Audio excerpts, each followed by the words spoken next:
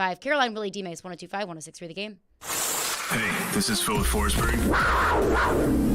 And this is Smashville. Forsberg a shot, broken up in front, give it back to Forsberg, and here come the Habs. You're listening to the flagship of the Nashville Predators radio network, ESPN 102.5 The Game. Hi guys, it's Mark with Hillside Medical Clinic. Are you struggling with erectile dysfunction and sick of the pills? Well, we have a major medical advancement that has helped thousands of men. Our wave technology is backed by 60 clinical studies, including from Cambridge University. It's been shown to increase blood flow by repairing blood vessels. No pills and no side effects. If you're ready to put a stop to your ED, call us now, and not only will the assessment and blood flow ultrasound be free, but will also include something unique that produces powerful results in the bedroom. You're going to love that one, guys. Trust me. This unprecedented offer is worth $600, but it's free to those who call in the next 2 minutes. Call 615-576-5000. That's 615-576-5000. Guys, put a stop to your erectile dysfunction and get your life back. Call Hillside Medical Clinic now to qualify. 615-576-5000. At the law office of Amanda J. Gentry, we are committed to defending your rights. We have a team committed to helping you navigate the court system, whether you've been accused of a crime or you're going through a messy divorce and custody. Call our team to help you navigate this system. We are here to protect your rights, to demand your rights, to enforce your rights. 615-604-6263. 615-604-6263. AmandaJGentry.com. What's up, Nashville? Jeremy here at Blend Bar with Davidoff Cigars. We are a trendy, upscale, full-service bar and cigar lounge in the heart of downtown, 2 blocks from Bridgestone Arena, Ryman Auditorium, and Nissan Stadium. Come check out the best old-fashioned in Nashville and let my excellent staff create your next luxury experience. With our state-of-the-art ventilation system and imported leather furniture, make us your next stop for a night out on the town. Blend Bar with Davidoff Cigars. We are luxury redefined. Hey, Heather, when we ran into you and Mark the other day, you guys looked so happy. Thanks, Tiffany. We are. Well, I hate to say it, but Jim and I aren't doing very well lately. Oh, what's going on? Well, Jim's always tired. He never wants to do anything. When we try being intimate, he doesn't seem to be into it, at all. I wonder if he's even attracted to me anymore. Oh my gosh, we had the same problem. I thought Mark was having an affair. Then we went to the Tennessee Men's Clinic and learned he just had a medical condition. The Tennessee Men's Clinic specializes in low testosterone and ED. And after some testing and treatments, our sex life is the best it's been in years. Oh my goodness, that makes me feel better. Sounds like the Tennessee Men's Clinic is just what Jim needs. How does he get in contact? It's easy. You can book appointments online or just give them a call. Your first visit to the Tennessee Men's Clinic is only $99. They have multiple treatment options for low T and ED. Book your appointment today. Call 615-208-9090 or book online at TennesseeMen'sClinic.com. Visit our website to learn more, including side effects. Treatments extra. Results vary.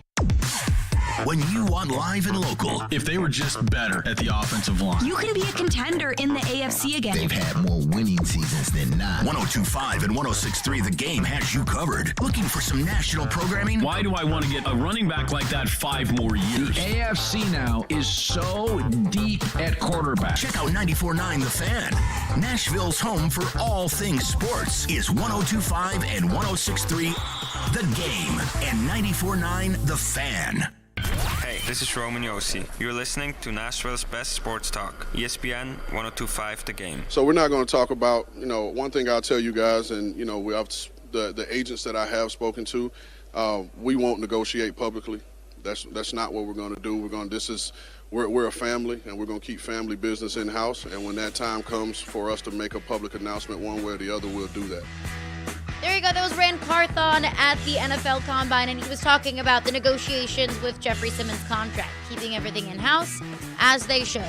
But the Jeffrey Simmons contract negotiations just got a whole heck of a lot more interesting over the weekend. When it came out yesterday, TD reported or observed or, tweeted out the reality that Jeffrey Simmons had deleted his Twitter account, deleted all of the pictures of him in a Titans uniform on his Instagram, and unfollowed the Tennessee Titans on Instagram.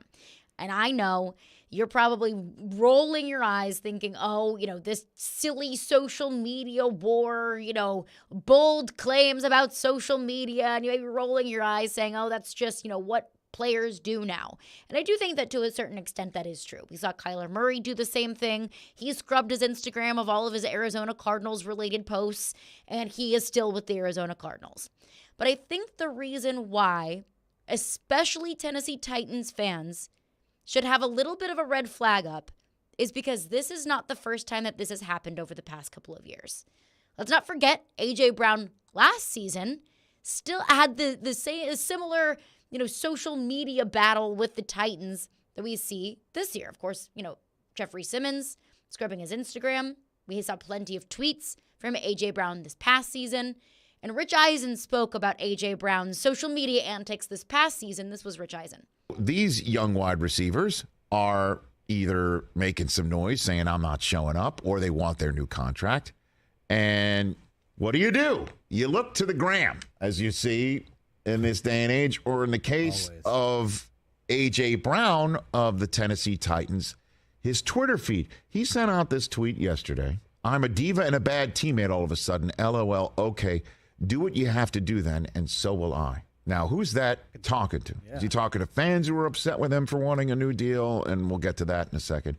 Is he talking to somebody in management who is saying something to his agent, or he's hearing something that's out there? Because you take a look at his Twitter feed later on in the day, and he removes Tennessee from his bio. Hey.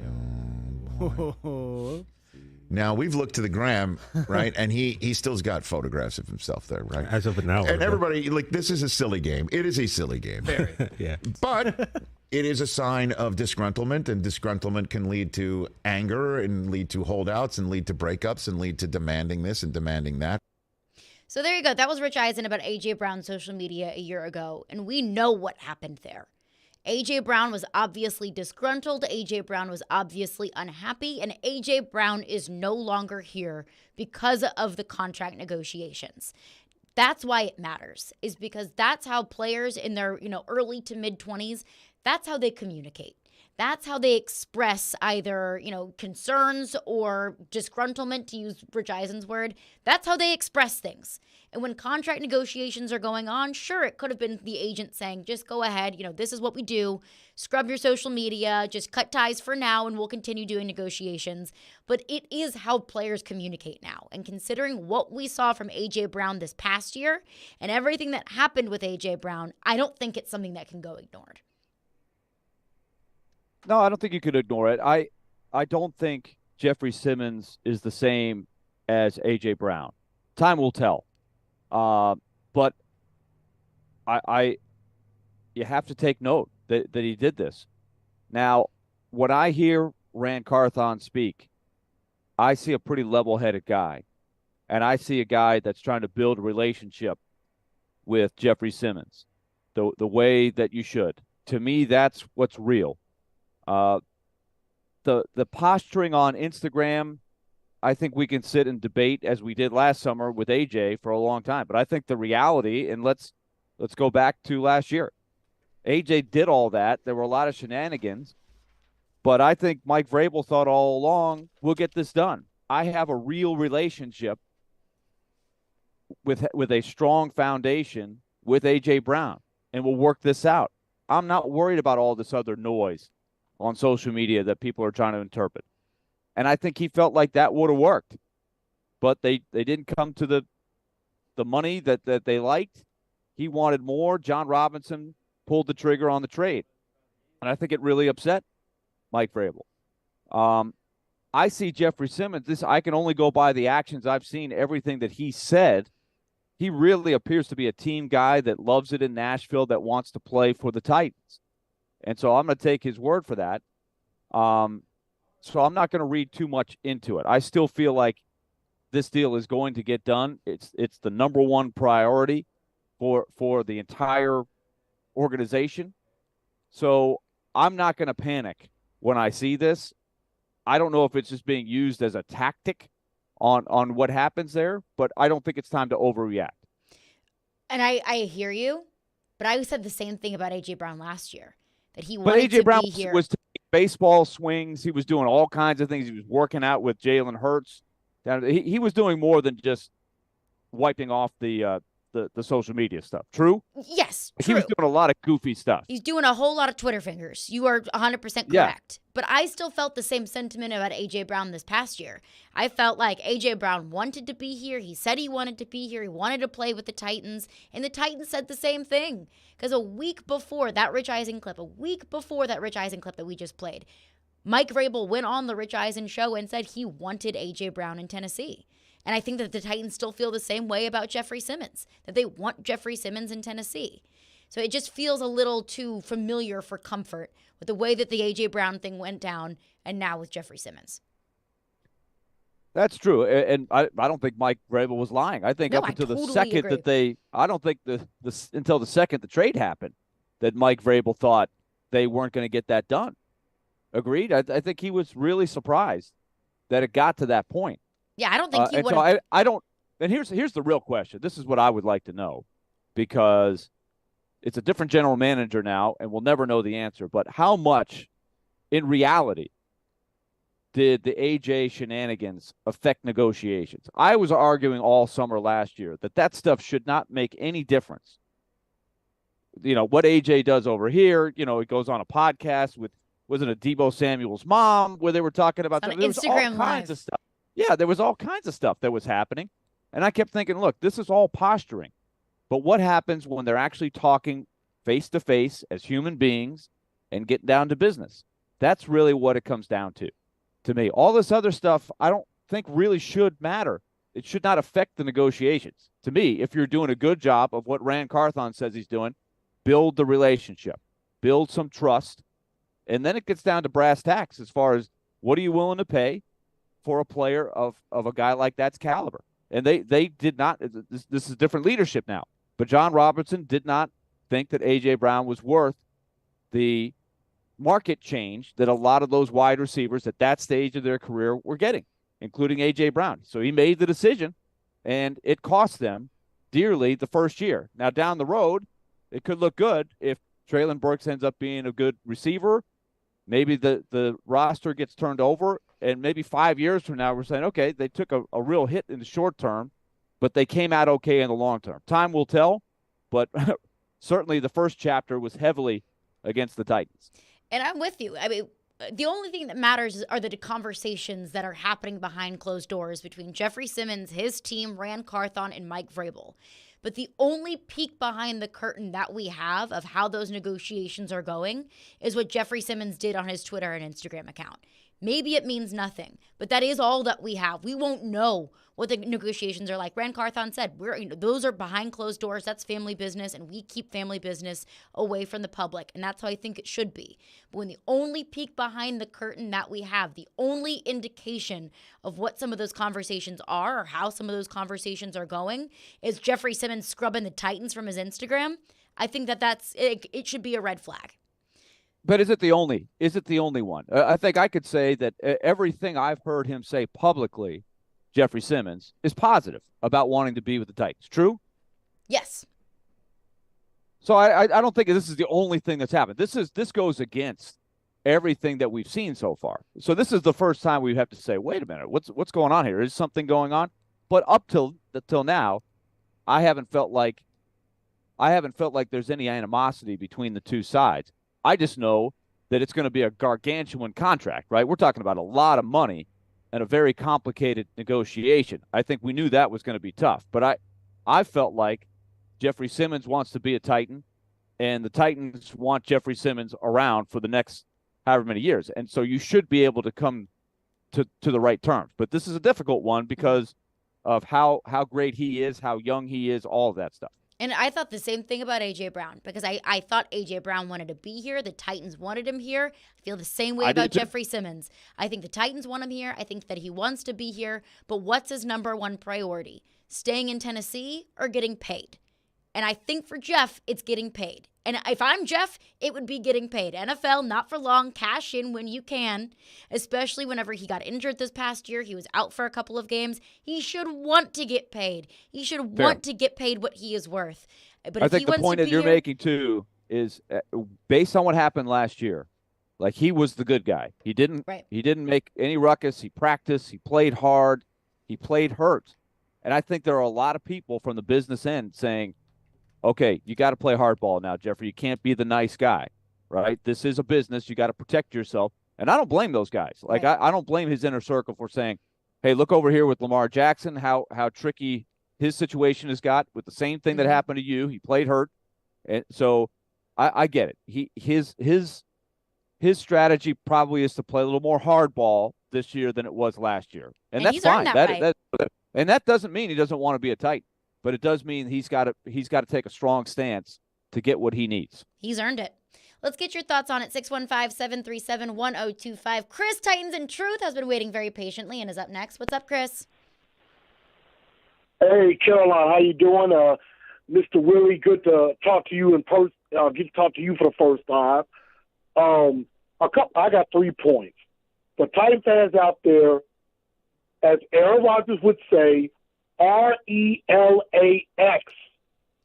Relax, everybody. I think Big Jeff will probably be back. Nothing's guaranteed, but I mean, the fact John Robinson would normally not talk contract extensions this early in the process or this early before the draft. Normally, he would probably wait till right before training camp, before there's a holdout, or he would have waited until next season. Rand has obviously not maybe completely come out and said Big Jeff's a priority, but that's what it seems like. Having the conversation that Big Jeff's a priority. So I believe that a deal will get done with Jeff sooner rather than later. Yeah, thanks for your call, Chris. Go ahead with your second point. I'm sorry. My second point is with Derrick Henry. Everybody, you got to think with your mind, not with your heart. I think a lot of fans are thinking with their heart, saying, oh, my God, if they trade Derrick Henry, I'm done. I don't know what I'm going to do. I'm not going to go to games anymore. You got to think with your mind, not with your heart. As I said, he's 29, about to approach 30, has a high cap number. I love Derrick Henry as much as everybody else does. And I think 9 times out of 10, he will stay. But if you have push come to shove, if you had to choose between Derrick Henry and Big Jeff, if you had to trade one of them, what are you going to do? 99 times out of 100, I'm letting Derrick Henry go because I can find another running back that can give similar production. Big Jeff is some type of guy that doesn't come along every day. So yeah, fair points. That's what I would think. Fair points. Thank you for your call, Chris. And I think that that's hard to accept sometimes is when there's a player that has been so productive and been such a core of a team like Derrick Henry has with the Titans. It's not easy to part ways, especially just 1 year removed. You already traded away one of those core players, and it looked to be net negative for the Tennessee Titans. I understand fans' reactions to that, but that's not how Mike Vrabel and Rand Carthon can think. You're absolutely right. And I do think this goes back to the essential question as they move forward in this offseason. What is the objective? What's the best way to build the roster back to a championship level? Are they going to run it back with these guys, or do they have to take some steps back to build up to where they can contend? And that's where you really have to look at Derrick Henry and Ryan Tannehill as essential parts.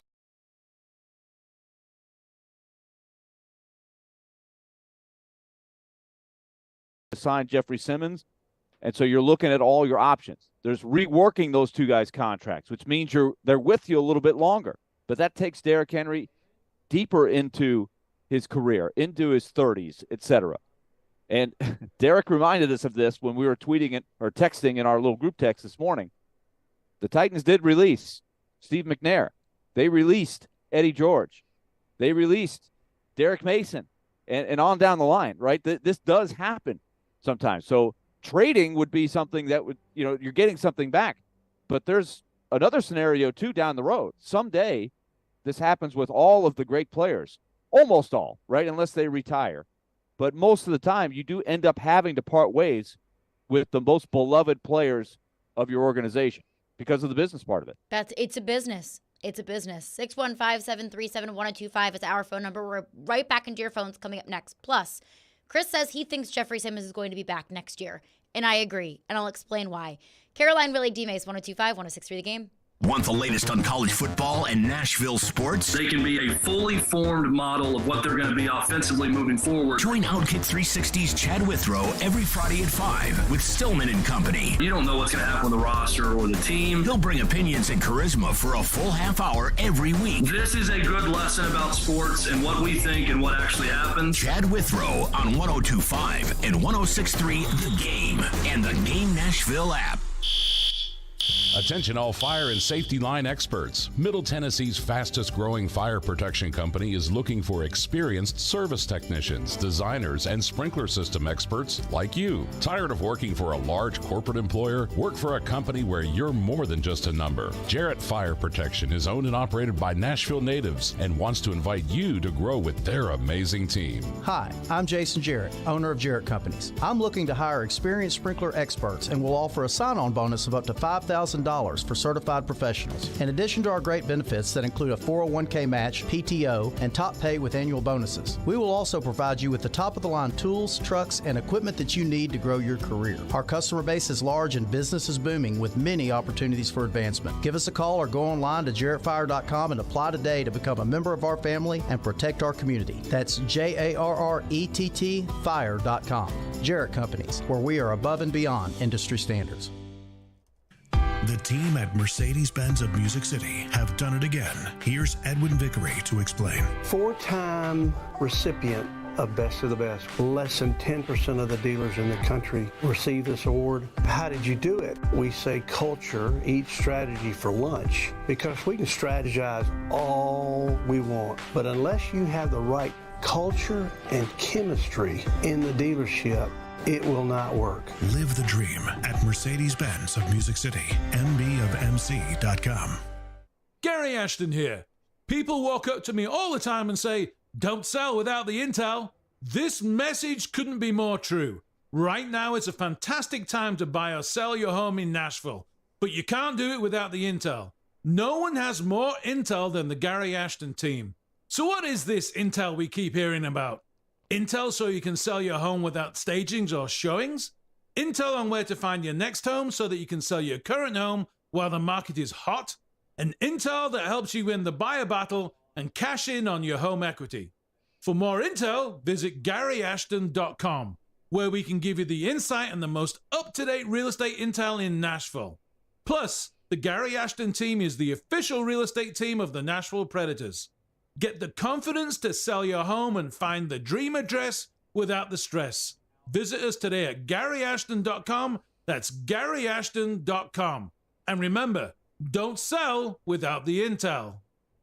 Interest rates are rising, but not at Spring Hill Heating and Cooling. Replace your old unit fast before new regulations increase prices up to 20%. Get a new unit today at today's price and receive up to $1,500 off, or get 18 months of no payments so the first payment is not until summer of 2024. At Spring Hill Heating and Cooling, all new systems come with a 10-year parts and labor warranty. Schedule your appointment now at springhillac.com. That's springhillac.com.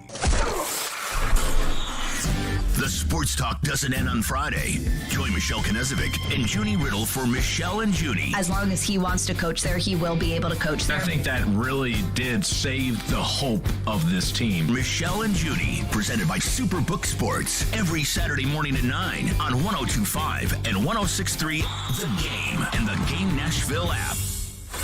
Having some fun in the midday. Yeah, that's awesome. This is Caroline, Willy, and D-Mase on 102.5 and 106.3 The Game and the Game Nashville app. Caroline, Willy, D-Mase, 102.5, 106.3 The Game and the Game Nashville app. Hey, Nashville's best deal this week is from seafood sensation, often imitated but not duplicated. It is Nashville's original seafood restaurant.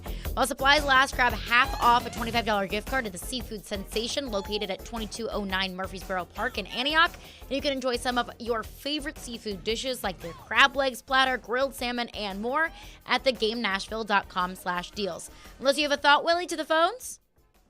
Let's do it. To the phones. Phone lines driven by WilsonCountyHyundai.com. Terrence is up next. What's up, Terrence? Hey, how you doing? So I'm listening to two radio stations, and both stations are talking about trading or releasing Derrick Henry. Now, I've seen the notification that they just released Bud Dupree, but I'm sitting here thinking, if the Titans are trying to build on what they have, and not trying to rebuild, but kind of renovate, why are we talking about trading Derrick Henry? That's like why are we talking about trading Derrick Henry? Did I miss something? There was a report that came out that the Titans were shopping the Derrick Henry at the Combine. Oh, wow. Okay. Well, and I know I'll hang up and listen. Thank you. Thanks for your call, Terrence. Yeah. But and we need to, again, repeat for people that are hearing this, right, and they have not gone and found any details. There really are no details. Now, Michael Silver is a guy who's covered the NFL for a long, long time. I've seen him on any number of outlets, NFL Network, I think, trying to think, Sports Illustrated for a long time, if I remember correctly. Now it's, I think, San Francisco Chronicle that he's writing with. But he has a long article, and it has much more to do with Aaron Rodgers than anything else. And, of course, everything comes back to Aaron Rodgers, right, with the drama. And now you have one of the dominoes that has fallen, right, as we kind of thought. Derek Carr has now chosen the Saints. And I think we kind of thought all along that was the favorite after there was a lot of rumblings, and he did the visit, so the groundwork was laid, right? And I think we kind of called it where he kind of snubbed the Raiders and said, no, I'm not trading. I'm not getting traded. I'm not letting you guys get anything back. You guys did this, and so I'm just going to go be free. But in the meantime, when he did sort of have a chance to negotiate with the Saints, it's clear that they liked a lot of that stuff. So the Saints have got their guy. So that means the Jets and the Raiders and all these other teams that have kind of put their chips on the table and said, okay, we got to go get a quarterback. That now they know they can't get Carr, right? The Jets in particular. So this is more about Rodgers. And in this article by Michael Silver, he just mentions Derrick Henry as one of a number of veterans, along with Jalen Ramsey and DeAndre Hopkins, that, quote, got shopped around. But that is the extent of this, quote, report, right? It's not a report on Derrick Henry. It's a report about the league in general, starting with Aaron Rodgers. Derrick Henry is literally only mentioned by name, and the word shopped is there. There's no other details at all. So we don't know the extent of this whatsoever. But what you and I have done, Caroline, this hour is kind of just say, okay, let's take a look at the Titans picture here and the reality of it, right? It's going to be hard to build a championship roster with the shortcomings that they have right now with the salary cap, even after cutting Bud Dupree. And by cutting Bud Dupree, that just opens up another spot where you're going to need some help on the defensive line, right? So they've got a lot of holes to fill, not a ton of money to do it, and they've got a very expensive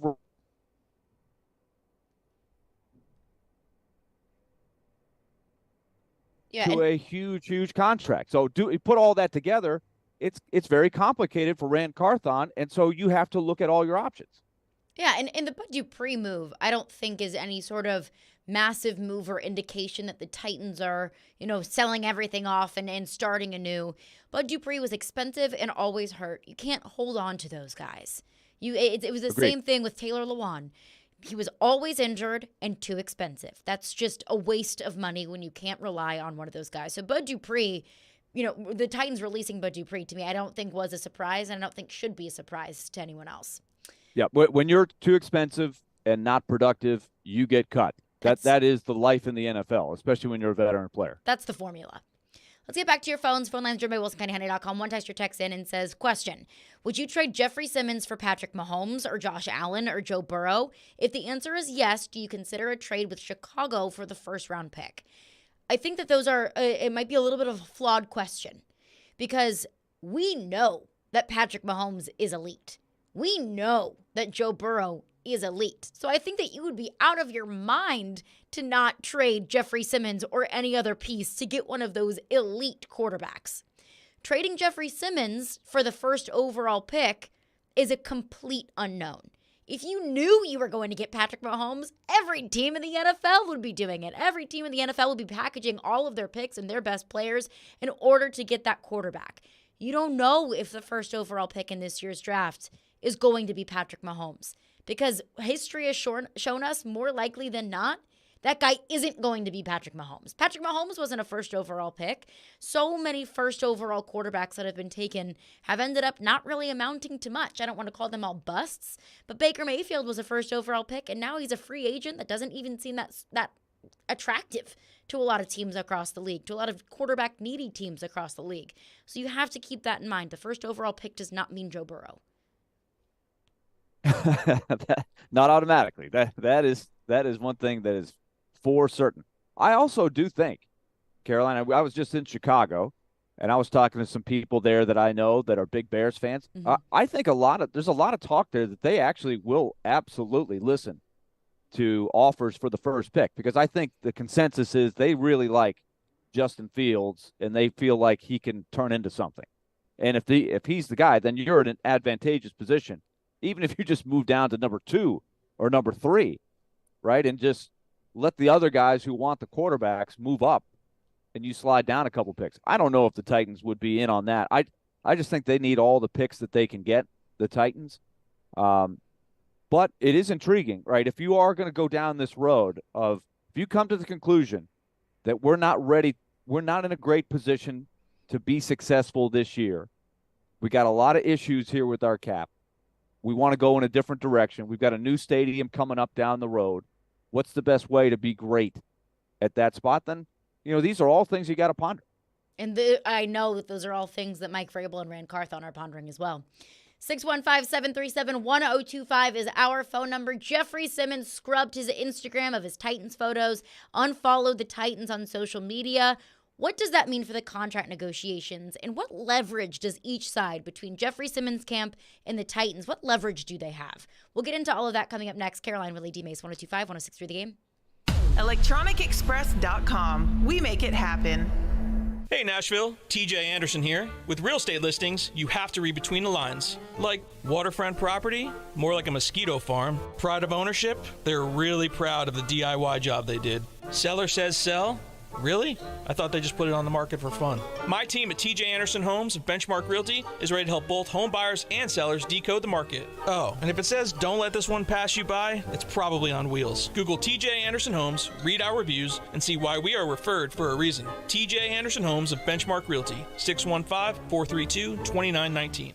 Finding great people to hire is like trying to find a needle in a haystack. It's pretty difficult, right? Well, ZipRecruiter has mastered finding a needle in a haystack. So they take it to the next level. They make hiring so simple that it's like finding a needle in a needle stack. And that's why you should try ZipRecruiter for free at ZipRecruiter.com/radio. Here's what it's like to use ZipRecruiter. They have so many qualified candidates that it's easier to find the right ones for your roles. In fact, 4 out of 5 employers who post on ZipRecruiter get a quality candidate within the first day. That's a lot of needles. So how do they do it? ZipRecruiter's powerful technology sends you candidates who are a great match for your job, and you can even invite your top choices to apply. So if you want less hay and more needles, head to ZipRecruiter. And right now, you can try ZipRecruiter for free. That's right, free at ZipRecruiter.com/radio. That's ZipRecruiter.com/RADIO. ZipRecruiter.com/radio. ZipRecruiter, the smartest way to hire. Hey, it's John Tesh. You want to know how to get better rates, better coverage, and better service on your home and auto insurance? Work with Zander Insurance. I know it's a big promise, but this team delivers. They've been around for almost 100 years and have earned the privilege of representing dozens of insurance companies so they can shop, compare, and find you the best options available. More options mean more savings, and in many cases, better coverage. But it doesn't stop there. Each year, they review your coverage to make sure your rates stay competitive. Nobody else does that. And when it comes to service, just check out their ratings. Zander is one of the top agencies in the industry, and they earned that spot with their commitment to making sure their clients are taken care of like family. That's what sets them apart. Go to Zander.com for quick online quotes or call 800-356-1780 for that personal touch that you've been missing. Now, your Game Center update. The Nashville Predators are set to play in Game 3 of 6 on the road this evening in Vancouver. Puck drop at 9:30 with pregame at 8:30 here on 102.5 The Game. Nashville's coming off a 3-1 victory in Chicago on Saturday, where newly acquired defenseman Tyson Barrie scored the game-winning goal in the second period. head coach John Hines on Barry's 11th goal of the season. Really nice. I think it's nice, anytime a player gets traded, and, he's an offensive-minded defenseman, and he's got good skill set, so I think to get his first one is great for the team, but also I think for him personally. And over in the NFL this morning, the first quarterback domino has fallen this offseason. Mike Garafolo reports that quarterback Derek Carr is heading to the New Orleans Saints. Details on the contract will follow. And the SEC men's basketball tournament begins on Wednesday here at Bridgestone Arena in Nashville. Game 1 is set to feature South Carolina and Ole Miss with a 6 p.m. tip-off. I'm Nick Keyser for 102.5 and 106.3 The Game. For more, follow us on Twitter at 1025 The Game or visit thegamenashville.com. Live from the Hiller Plumbing, Heating, Cooling, and Electrical Studios. WPRT-FM Pegram, WPUC HD2 Laverne. Nashville's exclusive home for the Nashville Predators. 1025 and 106.3. A gunny performance. Do your job. And the Tigers regain the lead. The Game. A Cromwell Media Station. Covering your teams and the news of the day. Ladies and gentlemen, this is Caroline, Willy, and D-Mase. Who is pleasant to listen to. With Caroline Fenton, Willy Donick, and former NFL wide receiver Derek Mason. You are hands down my favorite radio personalities of all time. On 102.5 and 106.3 The Game and the Game Nashville app. With no further ado, Caroline, Willy, D-Mase, 102.5, 106.3 The Game and the Game Nashville app. We are live from the Hiller Plumbing, Heating, Cooling, and Electrical Game Studios, streaming live on Twitch, Twitter, YouTube, and Facebook Live every single day. Our video streaming is brought to you by Superbook Sports. Caroline Fenton, Willy Donick hanging with us, and Vancouver. The Predators in action tonight. Late puck drop, 9:30 against the Vancouver Canucks. We had some social media drama over the weekend, Willy. TD put out there that Jeffrey Simmons had scrubbed his Instagram of all of his Titans photos. He unfollowed the Tennessee Titans on Instagram, and he deleted his Twitter account. And I know that there are so many people that are probably rolling their eyes about that, but it is the reality of the NFL that we're living in. When players are in their, early to mid-20s, that's the way that they communicate, is via social media. And considering everything that the Titans went through in the middle of their negotiations with A.J. Brown this past season, and understanding all of the subsequent drama that happened with A.J. Brown and the fact that A.J. Brown is no longer a Titan, I think that it's something to keep in mind. But I will say this. I do think that Jeffrey Simmons is going to be a Titan next year. I think that I would put, if I had to put odds on it, like minus 500 odds that Jeffrey Simmons is a Titan next year, if you would agree. Oh, I still am in full belief that this is going to get done. I just think the more I think about this, I just believe there's a little bit more of a who has the leverage question that's out there. And I think Jeffrey Simmons is just basically saying, I got the leverage, I am going to play hardball. Don't try to take advantage of me because I have been a great team guy. I think that there are some people, and look, I put myself in this category. Sometimes I think I've been a little too loyal, and some people perceive that as, hey, he'll be there. He wants to be. He loves it here too much. He's not going to leave. There's that. And I think maybe Jeffrey Simmons is trying to send a signal that, look, he has been all in. He said nothing but tremendous things about the Titans organization and his desire to be a Titan. And he has shown with his actions how much he wants to win for this team. But at the same time, you have to put your business hat on. And so I think that's it. Maybe Jeffrey Simmons didn't even want to do this personally, but some of his group that's helping him get this job, this contract done, are saying, look, we've got to send some signals that you have the leverage here, and this is about business. This isn't about your love for the Titans. Wow. I don't know. I am just spitballing here. I have no idea. But I do think Jeffrey Simmons strikes me as a guy that is so deeply loyal to his team that sometimes that can get in the way of business. I think there were probably some people telling him last year that he could have taken it a little step further. He could have maybe changed the market for his position and got a deal done last year. It might have happened if he pushed it far enough, but he didn't want to do that. But how far realistically can players push it? Why do you think that I think he's one of the few players that has the leverage to do that, because of how good he is. I think. Do you think he's in that category? I think there's very few players that are good enough to be able to push the envelope. The wide receivers kind of won the battle last year, right? Yeah. that were good enough to change the market. I mean, look at Devontae. He was not going to play in a franchise tag, and he said he was unhappy in Green Bay. They traded him to Las Vegas. He gets paid big time. And I'm with you. I do think that Jeffrey Simmons wants to be in Tennessee. I think the Titans want him in Tennessee. So they at least have that as box 1A that needs to be checked. We have mutual interest and mutual desire for a future marriage. Great. I just don't think that players in general, and I do think that Jeffrey Simmons has plenty of skins on the wall to be able to negotiate a big-time contract. I just don't think under the current CBA that players have much leverage at all. Because the leverage that Jeffrey Simmons has to exercise, I think one is, the social media dramatics that we saw, Kyler Murray and his agent put out a full statement and, getting all of that out there in the public. I think that's one form of leverage, if you even want to call it leverage. The second thing is Jeffrey Simmons can say, okay, I'm going to hold out. The Titans can say, okay, well, for every day of training camp that you miss, you're fined $40,000. That's what's listed in the CBA. So you could say, okay, well, Jeffrey Simmons could hold in.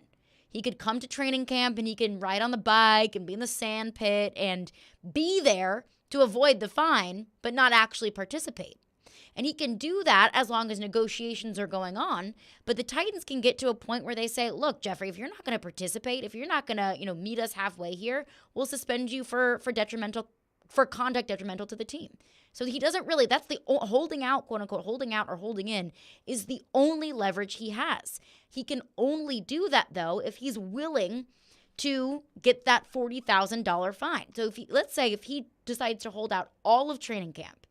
Last year in 2022, the Titans had 33 training camp days. So if Jeffrey Simmons held out, let's apply that same number to 2023, that's $1.32 million that Jeffrey Simmons would be fined. That's a tenth of his salary under the fifth-year option. If I'm Jeffrey Simmons, I don't know if I'm in the business of trading away 10% of my annual income just because I'm not participating in training camp. Add the 3 preseason games, that's $600,000 a pop, $1.8 million. So combined, if Jeffrey Simmons would want to hold out of all of training camp and all of preseason, that's $3.1 million. That's 30% of his fifth-year option. Yeah, and look, I get all that. And we do have to remember, it's March the 6th. There's time. We're a long way from getting to that. And if it gets to that, then there's some real problems, for sure, with the relationship. And I think that's where Rand Carthon's head is right now, is I want to build the relationship with Jeffrey Simmons. Mm-hmm. I want to build a relationship with the players and the people that are doing this deal.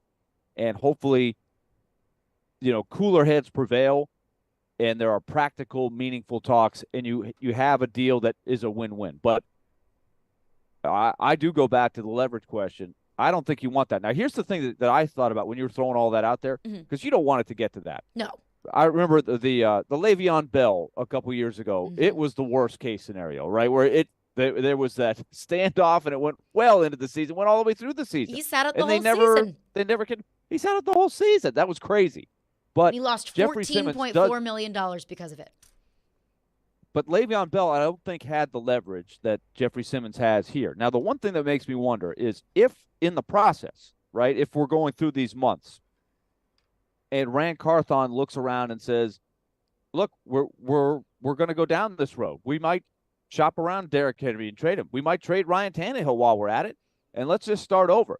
And if you're a team that's not going to win anyway, then you could force the holdout and say, we're probably not going to win either way, so we got to get this deal done. He can't go anywhere. We just have to we're going to try to win this battle while we're in a rebuilding mode. Now, I don't know if that's going to happen or not. And again, we come back to the question we've always had is Mike Vrabel really going to sign up for something like that?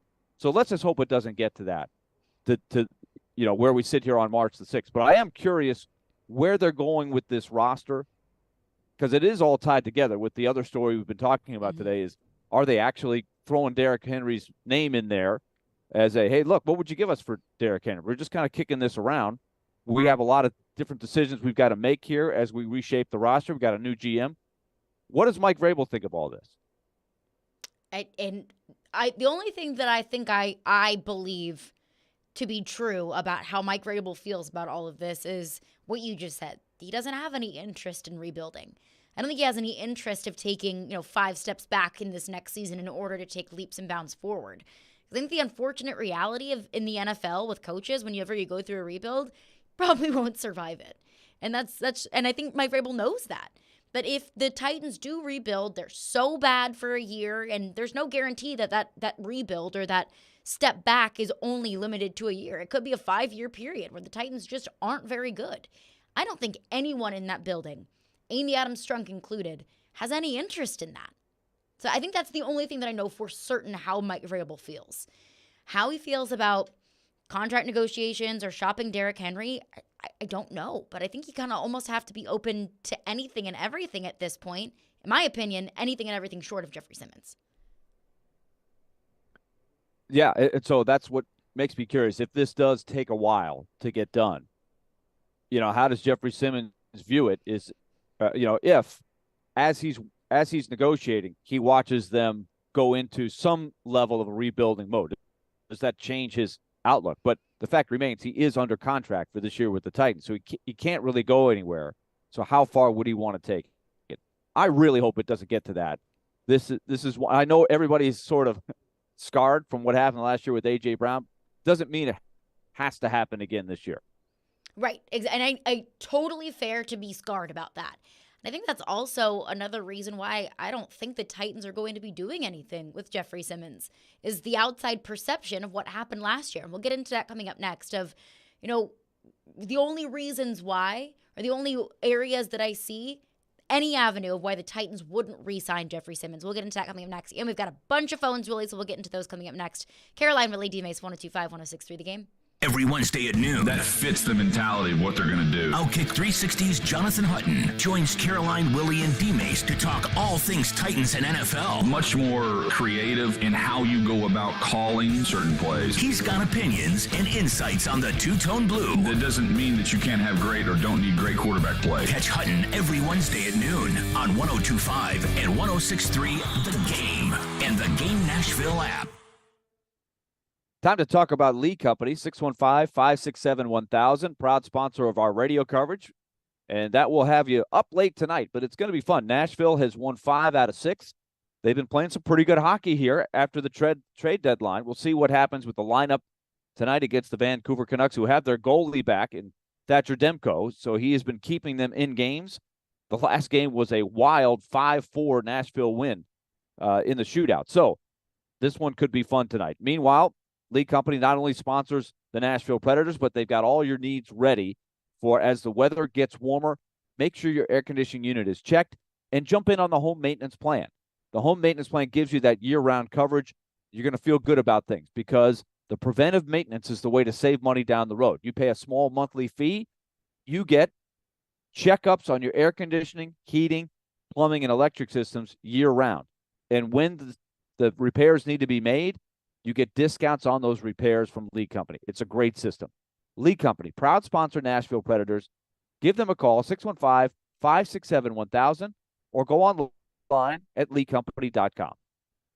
In football, we all take our hits, but protection keeps you in the game. That's why I always wore a helmet and pads on the field. Life, too, comes with risk, so I got vaccinated and boosted for COVID-19. Hi, this is former Tennessee Titan running back and 3-time Pro Bowler Chris Johnson. Talk to your doctor and get the information you need to make an informed choice. Gear up, Tennessee. Protect yourself and your family against COVID-19. For more information, go to nflagearup.org/Tennessee. Buying or selling a house doesn't have to be overwhelming. Wouldn't it be nice if you had 1 or 2 people there to help you with everything? That's exactly what the team at Regal Realty Group will do for you. Writing up the contracts, scheduling the inspection and appraisal, meeting deadlines, making sure all paperwork is correct with the state, basically making sure that you are protected throughout the real estate process. Regal Realty Group will do it all for you, including their in-house title company, Monarch Title. It's contract to close convenience. Give them a call at 866-OUTKICK and let them get to work for you. When you want all the going in and the score, blast the score. He wrists one, they score. And don't forget the oh, what a stop! Sliding across to make the save. Backhander, nice stop. When all you want is Smashville, we have you covered. Hear every Predators game right Here, we are your home for Smashville. 102.5 and 106.3 The Game and the Game Nashville app.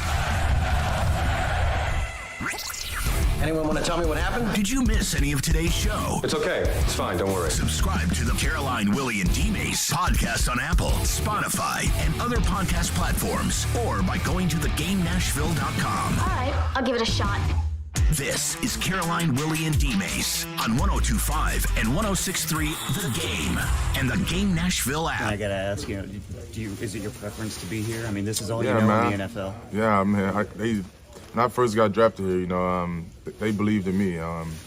Come and pick me up injured. So I was just happy to be here. I'm happy to, Tennessee is home for me, and the people here, the fans here, the community here. Just when I'm out, going out to dinner, it's great. The people here is very nice. So just being here in Tennessee, this is why I want to play the rest of my career, and hopefully that happens. So. There you go. That was Jeffrey Simmons at the end of the season. And I think that just reiterates what I think we all already knew. Jeffrey Simmons wants to be here. Jeffrey Simmons wants to be a Titan. But I think what Jeffrey Simmons wants more than anything, rightfully so, is to get paid. He wants his money. Every player should. And every player should do whatever it takes, the negotiations and the leveraging, in order to get paid. But I think that there's only two instances where where Jeffrey Simmons would not be a Titan in 2023, because I think we are all in agreement that, at least I believe, it is more likely than not that Jeffrey Simmons will be a Titan. Now, I also thought the same thing about A.J. Brown, so what do I know? But I think that there's really only two instances. The first instance of Jeffrey Simmons does get traded and is not a Titan in 2023 is if the Titans do decide to just go for it at the quarterback position. That they package Jeffrey Simmons together with a couple of firsts and some mid-round picks in order to move up in the draft to get their quarterback of the future. I don't think that that's likely. I also don't think that would be very wise of the Titans to do that, but that is one area where I see the Titans moving on from Jeffrey Simmons would be some sort of ulterior motive or some sort of a package to move on moving forward.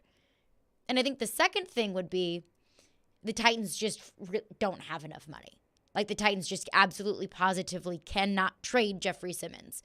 And the negotiations get to a point where none of us want them to go, where it's just a standoff between the two, where Jeffrey Simmons is in the sand pit at training camp, where the Titans aren't moving, and it really, they are just not going to budge. And Jeffrey Simmons wants somewhere between, the Aaron Donald and the DeForest Buckner money of probably high 20s rather, low 30s. Aaron Donald makes about 32, just shy of 32. DeForest Buckner makes 21. I would think Jeffrey Simmons probably wants in the ballpark of 30, where he's not moving off of that, and the Titans aren't moving off of, we're just going to exercise your fifth-year option or sign you to a lower contract, where the Titans just absolutely positively don't have the money to do it, and they have no other option but to trade him, where it gets to the point of the Devontae Adams Green Bay Packers, butting of heads, and they just cannot move forward. I also don't see that happening, but those are the only two dramatic instances where I see Jeffrey Simmons no longer being a Titan in 2023.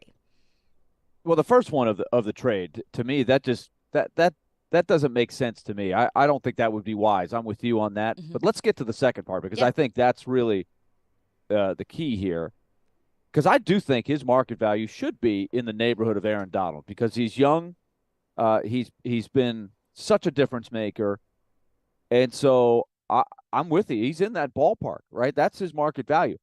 But let's get to they don't have the money. That article that came out last year where he had some quotes, and it was hard to interpret exactly what the quotes meant, but I have always wondered in the back of my mind, how deep are the pockets of the Titans with deals like this, especially in the context of what it does with other deals. Right? If you got to move all the money together to pay the one big signing bonus, to write the big check, but it keeps you from doing other things that you want to do, is that where we're seeing, other organizations that do have deeper pockets take advantage of the loopholes and all the flexibility you have in the salary cap? I have wondered that for the last year or so, and I have wondered that affected all their willingness to trade A.J. Brown, right? The it is becoming a little bit more known, because I'll tell you this, Caroline, for a long time, I just assumed that in the NFL, everybody had the same amount of money to spend. Mm-hmm. Everybody's dealing with the same salary cap, the revenue sharing, the TV money. Everybody should have the financial means to do the deals that you want to do under the rules. I was under that assumption, weren't you?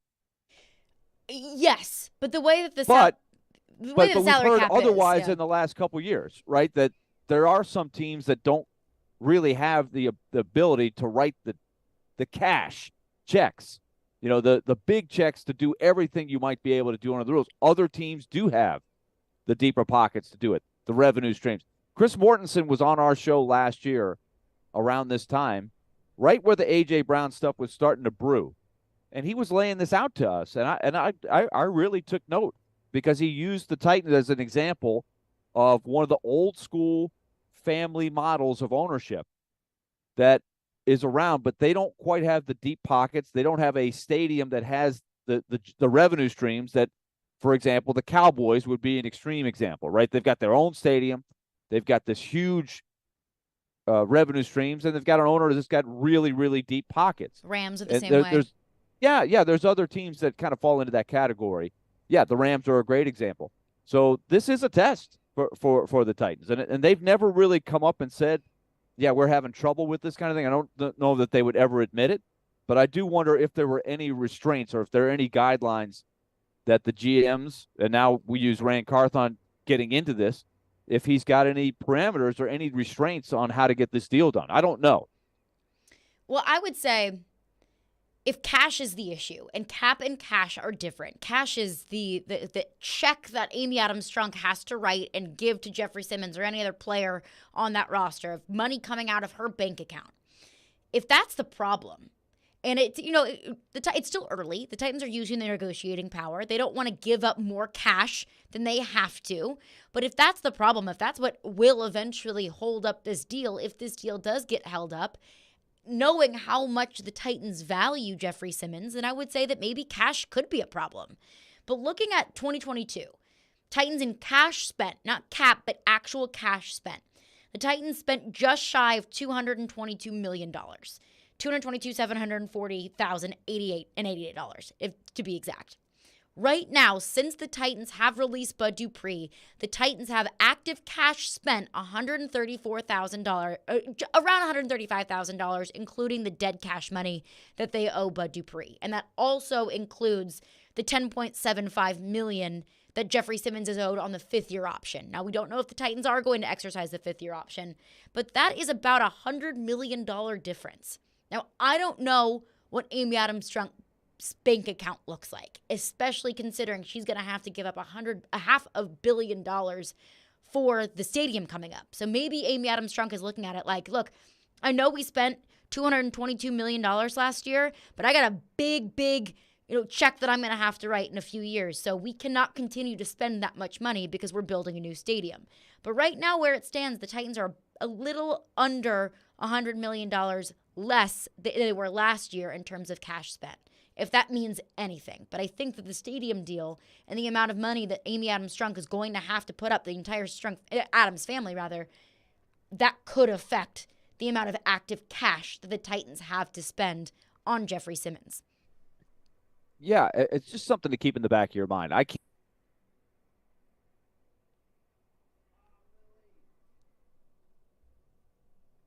When this type of thing comes up, what Chris Mortensen said, that not all teams have the same revenue streams.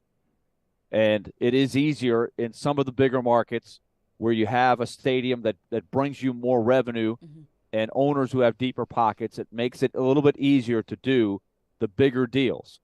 So that's just something to keep in mind as we go forward here. But I do think that until we hear otherwise, the priority is to sign Jeffrey Simmons and go from there. But as they go from there, right, I still think he's at the forefront of everything. But what happens to the rest of the roster, I think, is very much in flux. Yes, absolutely, because I think that dictates the cash. That dictates the amount of money that they have to put up. What do they do at the quarterback position? I still think it's Ryan Tannehill, but I don't know. I don't know what their plan is. They're having a whole lot of secret conversations at the NFL Combine, clearly. So I don't know what the plan is moving forward. But the important thing here is Jeffrey Simmons is still under contract. The Titans can still exercise the fifth-year option.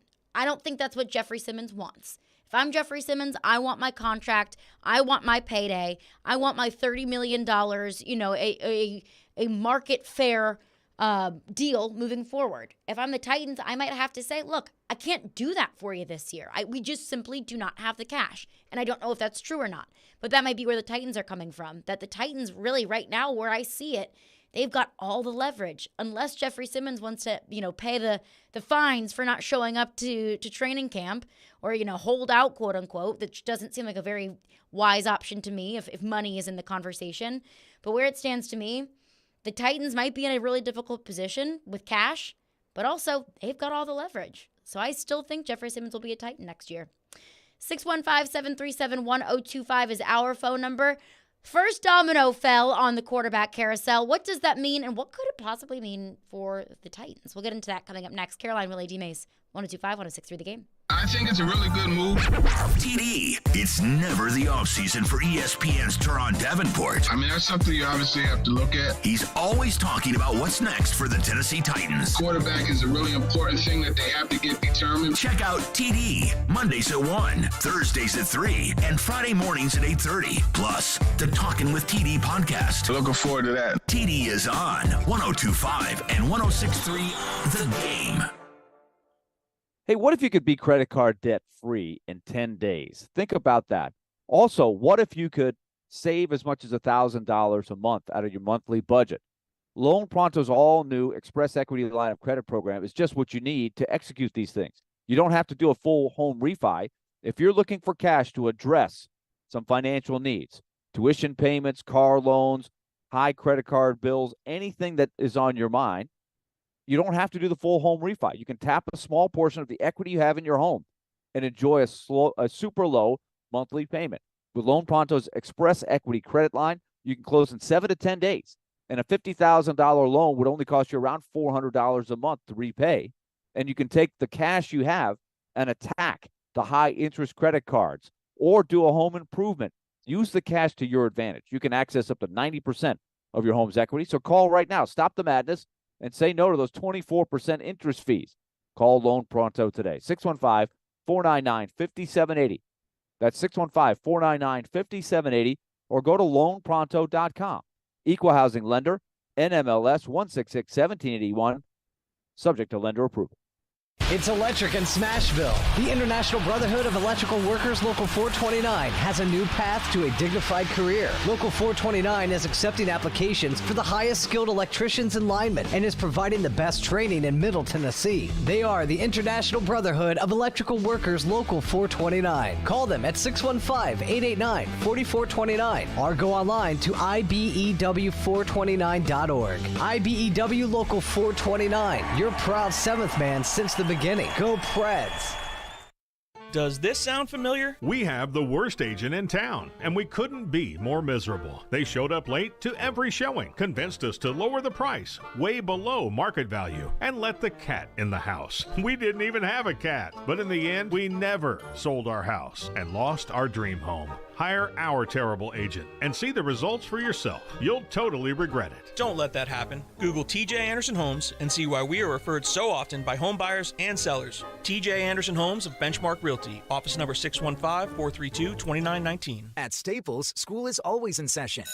And savings never take a holiday, especially now during Staples Teacher Palooza. You save big on everything for school, like 25% on classroom decor and stickers, up to 40% on brands like Post-it, Papermate, and Elmer's. Plus, 2-ounce bottles of Purell hand sanitizer are just 49 cents. During Staples Teacher Palooza, teachers save big, and so do you with classroom deals for everybody. But deals end soon, so hurry to Staples today. Offers end 3/11. In-store only while supplies last. 102.5 and 106.3 The Game is live and local. And now, let's meet the starting lineups. Robbie and Rex Road 6 to 9. If you are talking about a team, that's building a roster. Chase and Michelle 9 to 11. He's still under contract. It's not always X's and O's. Caroline, Willy, and D-Mase Chase 11 to 2. Trades, free agents. Let's get it going. I think this is a good hire. And Stillman and Company, 2 to 6. I can give you one of the best coaches in the league. And don't forget, we're your home for all things Nashville. He scored!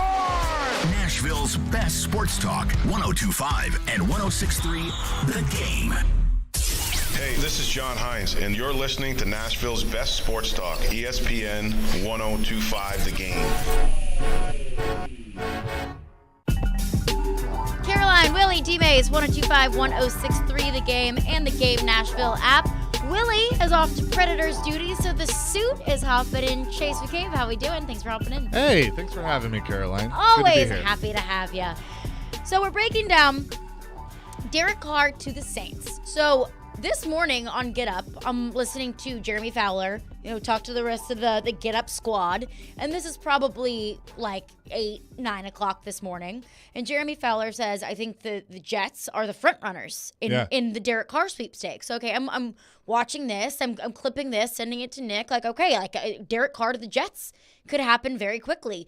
Less than an hour later, I see a report from Adam Schefter. I know Ian Rappaport had a report as well, but coming out from all of the NFL insiders that no, the Saints are now the front runner, and a deal could happen as early as today. And I'm thinking, what? Like, this happened quickly. Okay, hello, NFL quarterback carousel whiplash. So now it's confirmed. Derek Carr headed to the Saints, and I haven't seen contract details yet. I just saw Pro Football Talk has 4 years, $150 million. For what's the term? 4 years. 4 years, $150 million. How much guaranteed? That is not in there. Just up to $150 million, $100 million total guarantees. Okay, wow. Whew. Okay. Welcome to New Orleans, Derek Carr. Okay. I think that New Orleans wants to get off the quarterback carousel. New Orleans doesn't want to become Indianapolis. But okay, Derek Carr to New Orleans. Now that is the much-awaited first domino to fall in the quarterback carousel. Because Derek Carr to New Orleans, great, we can talk about that all day long, but I think the biggest story is, what does that mean for every other quarterback-needy team in the NFL? What does that mean for any other quarterback on the quarterback carousel? Derek Carr now headed to New Orleans. I always viewed Derek Carr to the Jets as being their fallback option. Like, the Jets were just kind of, saying Derek Carr, Jets GM came out and said that they view Derek Carr could be a potential Hall of Fame quarterback in New York. I viewed the Jets really kind of, stroking Derek Carr's ego over the last couple of months to keep Derek Carr as a backup option, but they weren't willing to pull the trigger on Derek Carr because my understanding was, hey, if you go with Derek Carr and then Aaron Rodgers comes out and says, hey, I want to come to New York, well, then now your entire fan base is enraged because Aaron Rodgers was on the table and you go with Derek Carr. No disrespect to Derek Carr. He ain't Aaron Rodgers. No. So now, what does this mean for the New York Jets? Because where it stands right now, the Jets either can go all in on Aaron Rodgers or they're going to be stuck in Jimmy Garoppolo land. But I think that the interesting thing here, too, is now that Derek Carr is off the table, the New York Jets fallback option is off the table. What does that mean for Ryan Tannehill and how attractive he is to the New York Jets? We know that there was interest there for the Jets and Tannehill, and that makes sense. Tannehill is a veteran quarterback. Tannehill could come in and be plugged into this New York Jets team, and they could win enough. He's not Aaron Rodgers, but he would be attractive. So now that the fallback option is off the table, and it's really Aaron Rodgers or bust, what does that mean for Ryan Tannehill? So there's two things that have kind of crept into my head today, and Michelle and I talked about it a little bit this morning on our show, but number one, the longer this goes with Aaron Rodgers, the more I'm starting to think just because it's Aaron Rodgers and he's such a you-know-what, that he ends up going back to Green Bay. And he once again hijacks an offseason to make everybody go, oh, where's he going to go? Is he going to the Jets? Is he going to the Titans? Is he going to the Raiders? And it's like, I'm going to stay in Green Bay, finish my career there. I'm starting to feel like that's going to happen. And then, in turn, that once again ups the price on Tannehill. Mm-hmm. And the other thing that's starting to creep into my head with the reports that the Titans supposedly shopped Derrick Henry this weekend is that they are leaning towards a rebuild. Even though I've been pretty steadfast in saying that Ryan Tannehill was going to be the quarterback for the Titans, and I'm going to believe that until it's not the truth anymore. But it does make me wonder with all these moves, if you take Ryan Tannehill and you put him on that Jets team, they're locked for the playoffs, I think. Mhm. But, whether they win a Super Bowl or not, that's going to be up to the pieces They're around not going him. to win a Super Bowl, right? No, but they are a quarterback away from actually being in the conversation and being competitive in the AFC. It's just how far can they go with a Ryan Tannehill type quarterback. Rodgers would obviously be their first choice, but I think you're going to have quarterback needy teams that don't want to settle for Baker Mayfield or Jimmy Garoppolo that would then call the Titans and go and overpay. If you're Rand Carthon and Mike Vrabel, you kind of have to think about it, especially with all this talk of them maybe moving up to go get C.J. Stroud or another quarterback. And then another thing that I'll add to that is that we all have to consider. When the report came out that, they may be shopping Derrick Henry, people were like, how could they do that? I mean, it's Derrick Henry. He's so loyal. Rand Carthon has no connections to anybody, which I think is a good thing. Yeah. That he can come in with a clear head, collaborate with Mike Vrabel, but make the best decisions for the football team, because I do think that they got to watch their spending because they're putting a lot of money towards the stadium. If the Titans trade Derrick Henry, do you consider that a rebuild? I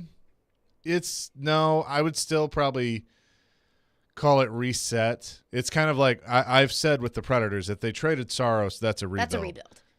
Anybody else is more of a reset. Now you trade Yossi, that's a rebuild. Like those key pieces.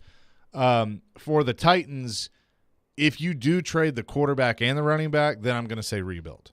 If you do them both. But, as great as Derrick Henry is, that might be the easiest position to replace on offense. You may not get the same production, obviously. You're going to then rely more on the pass game. But I would call that more reset than anything. Yeah, because I mean, Mike Vrabel has made it abundantly clear, at least to me, that he has zero interest in rebuilding. There are so many things that he has said throughout press conferences in the offseason made me think that, tearing it completely down, going 2-15 and, drafting in the first, top 3 in next year's draft, that's not something that is even an option for him. One, I don't think that's even in this team's DNA. Two, I think Mike Vrabel understands that rebuilds, quote unquote rebuilds, could last a year, it could last 5, and he probably won't survive that if it extends into multiple years. Well, and if I'm him, I'm not signing up for it. Absolutely not. not. I am going. I'm not signing up for my own firing. No, and I'm saying to Amy Adams Strunk, I'm saying to Rand Carthon, like, hey, look, they've called me in Columbus. O-State's called me. They want to talk. If we're going to go rebuild, then I'm going to talk to them.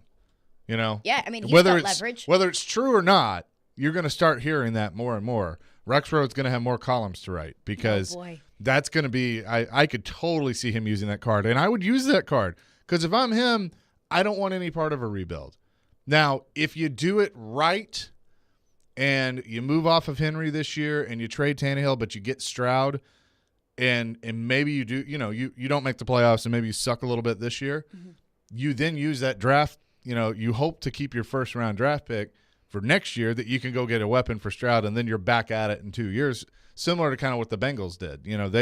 They were able to turn it around pretty quick, but it all fell into place for them because they got Burrow and then they were able to add those pieces. But I think the Titans right now are in a great position because they don't need a quarterback right now. They have a quarterback who I still think will be the quarterback in 2023. But the Jets might get into desperation mode. So if I'm the Titans, I'll say, okay, I'll pick up the phone on the Jets. How valuable is a competent quarterback to you? Because there might not be very many competent quarterback options. And you just got your entire fan base excited about Aaron Rodgers, and you dropped the ball. Assuming Aaron Rodgers goes back to Green Bay, he could go to Vegas, wherever it might be. If he doesn't go to the Jets, now the Jets are desperate. Now the Jets have already expressed interest in Ryan Tannehill, that you could leverage Ryan Tannehill into so much more for the future. But then who's your quarterback? That's always got to be a question when you're talking about the conversation of where Ryan Tannehill could go. If it's not in Tennessee, then who's your quarterback? If they trade him, I think they're moving up to take their guy. They've identified somebody that's their guy, and if they're going to trade Tannehill, then I think that's what they're doing. I think they would have to. Yeah. I mean, otherwise you're settling – otherwise you basically are saying one of two things. You're going to go sign Jimmy G and take a step back that way, or you're going to sign Josh Dobbs and let Josh Dobbs and Malik Willis duke it out for the starting spot and suck for, Drake May or Caleb Williams or one of those guys. next year. And that's so hard to do. Yeah. Like I don't think that Mike With Vrabel this wants defense, to do that. and with this defense, can they do that? Like, that's the other part of it. If you're keeping Simmons and going to re-sign Jeffrey Simmons, which you should, this defense is still good enough that even with a really bad offense like you would have, and they've had this year, they could be middle of the pack where they're picking 11 or 12, and you're not going to land one of those guys. Right. And it's tough to project that, too, because you could say that right now. Like, I hear so many Titans fans saying, tank for Caleb Williams. One, they don't want to do that. They have expressed no interest in tanking. Two, how do you know that right now, like if the Caleb Williams that we know right now is going to be the Caleb Williams of next year? Right. I seem to remember Spencer Rattler at the beginning of the 2020 season, 2021 season, of him being a projected top 5 pick. And now I don't think that I don't know how much of a future there is for Spencer Rattler in the NFL. Things change. And knock on wood, I don't want that to happen to Caleb Williams or a Drake May or any of their draft stock to plummet. But Sam Howell was like the shiny toy at the beginning of this past season, or maybe 2 seasons ago, going into his final season in college football, and he went in the 3rd round. Yeah. So things change throughout the season. So I'm not going to put all of my eggs into a Caleb Williams basket or a Drake May basket, knowing there's so many things that could happen within the next year. Right. I think on paper the quarterback class for next year looks really good. Like it looks very enticing. It does. It does. I have a huge man crush on Drake May. Like I am all in on some Drake May. Like I think he's fantastic. But like you said, things could change. Yeah, I mean, anything could change. 615-737-1025 is our phone number. If you have a thought on that. Derek Carr to the Saints. What does that mean for the quarterback carousel? What does that mean for the Tennessee Titans? Does Ryan Tannehill look that much more intriguing to the New York Jets? What could happen on the quarterback carousel from there? Plus, the Titans report that they have been shopping Derrick Henry at the NFL Combine. What exactly does that mean? We'll get into that coming up next. Caroline, Willy, D-Mase, 102.5, 106.3 The Game. The college football season never stops. ESPN college football analyst Trevor Manich joins Stillman and Company every Tuesday at 4:30. They've got to do what Nick Saban in Alabama has done so successfully over the last 10 years. Presented by Houston Clinic Orthopedics on Nashville's best sports talk, 102.5 and 106.3 The Game and the Game Nashville app. All right, let's make 2023 the year that you beat Vegas. Superbook Sports gives you the chance every week to go head-to-head with the best odds makers in Las Vegas. There's no fancy computer algorithms. There's no guys across the pond setting the line for American sports. It's just the best team of odds makers in the business right there behind the counter at the Superbook in Vegas. Plus, Superbook features some of the best odds boosts and promo bets that you will find anywhere. Download the Superbook Sports app or visit superbook.com to start your battle against Vegas right now. I love the app. It's very easy to use. You just download it, put your money in, and get to betting. Whether you like single bets, parlays, love a good parlay, or futures. I mean, baseball's around the corner. You can do that. Pro basketball, pro football, college football, what have you. They have future bets up right now. Visit superbook.com for terms and conditions. Gambling problem? Call 1-800-889-9789.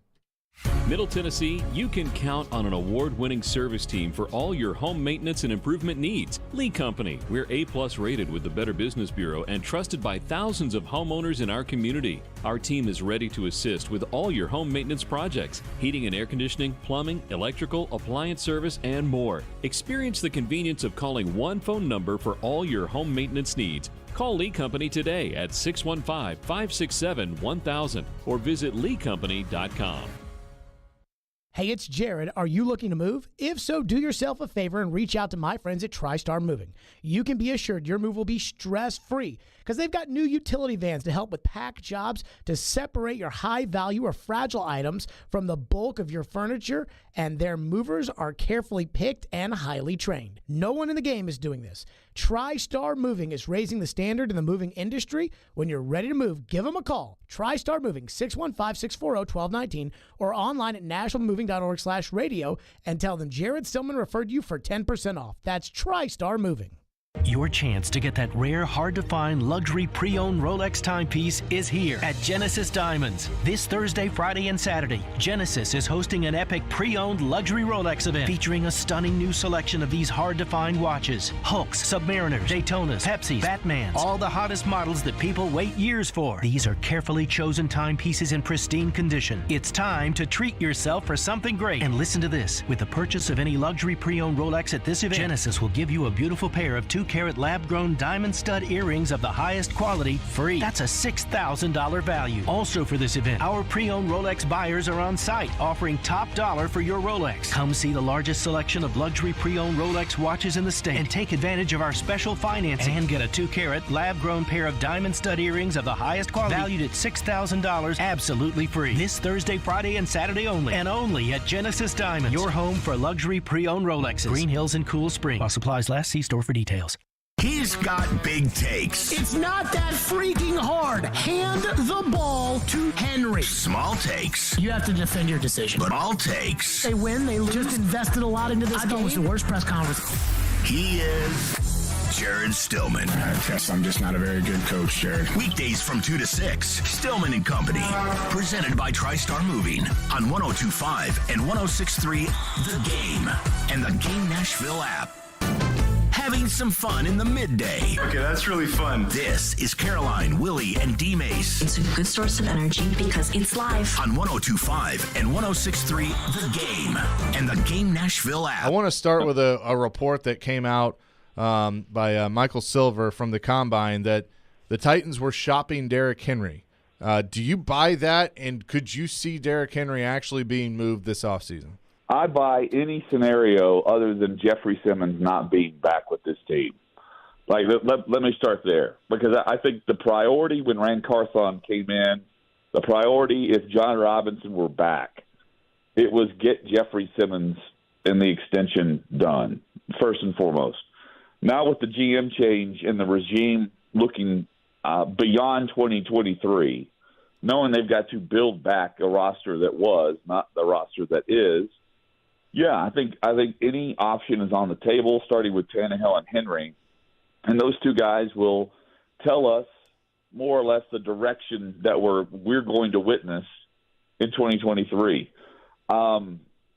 Look, this is a team that decided at the time to invest heavily in running back, and because of that, they couldn't pay guys like Corey Davis or Jonnu Smith, and when it came time, they had money invested in Tannehill and Henry and not A.J. Brown. And when they restructured and kicked the can down the road a bit with Henry's contract last year, what it really became was a one-year contract that made him movable this year, whether through release, through a trade. They could also restructure and continue to build around him in the backfield. There you go. That was Jonathan Hutton on Chase and Michelle. The report coming out from Bally Sports, Michael Silver, that the Titans are shopping Derrick Henry. I know when Titans fans hear that, because I see it in the text line, I've heard it in your phone calls, I've seen it on Twitter. What in the world are the Titans doing? If they trade Derrick Henry, I'm selling my season tickets. I'm getting rid of all of my stuff. I'm not going to be a fan of this team. Okay, calm down. I've heard that before. Calm down. I've heard that a lot before. But here's the point. One, shopping Derrick Henry could mean one of a million different things. It could mean that the Titans are ready to trade Derrick Henry today and they're getting offers on the table and they're fielding those offers. It could, one, just be, hey, let's test the market. Let's see what the market looks like for Derrick Henry. Let's try and get out earlier with Derrick Henry rather than later, because that is the unfortunate reality with running backs. Once you hit a certain age that Derrick Henry is at 29 years old, you inevitably start to go downhill. That is the history of running backs that we have seen.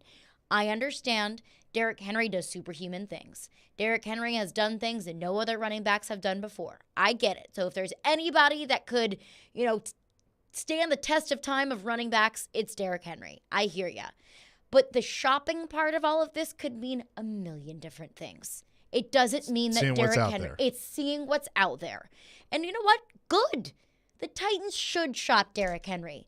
The Titans should shop some of the pieces that they would be willing to move on from going into this season, because that's how you get better. When you hold on to players for too long and you pay them more money and extend them for more years and keep them on your books, even when they're not producing, that's when you get bad. And that's when you start overpaying players that are always hurt or too old or can't give you the same production. We saw that with Julio Jones.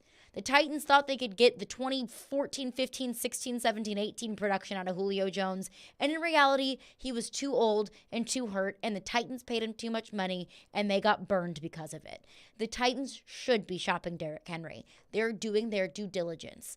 They should be fielding offers. They should be looking at the market, because there might be a team out there that's willing to give you a second-round pick for Derrick Henry. I would be totally fine with that return. Just see what's out there. It doesn't mean he's going to be gone tomorrow, but it also means that the Titans are open to more options in 2023, and they should be.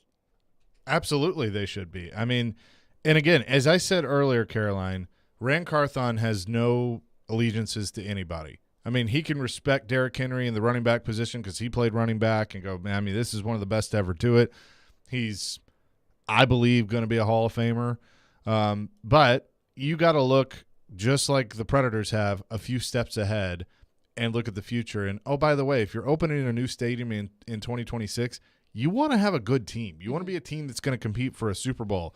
You want to be one of those teams that can be in the running when your city does get a Super Bowl and can host it, that you could actually play in it. I mean, those are all things that they need to be thinking about. And I'm sure Amy Adams-Strunk is, because she's the one putting a lot of money into that new stadium.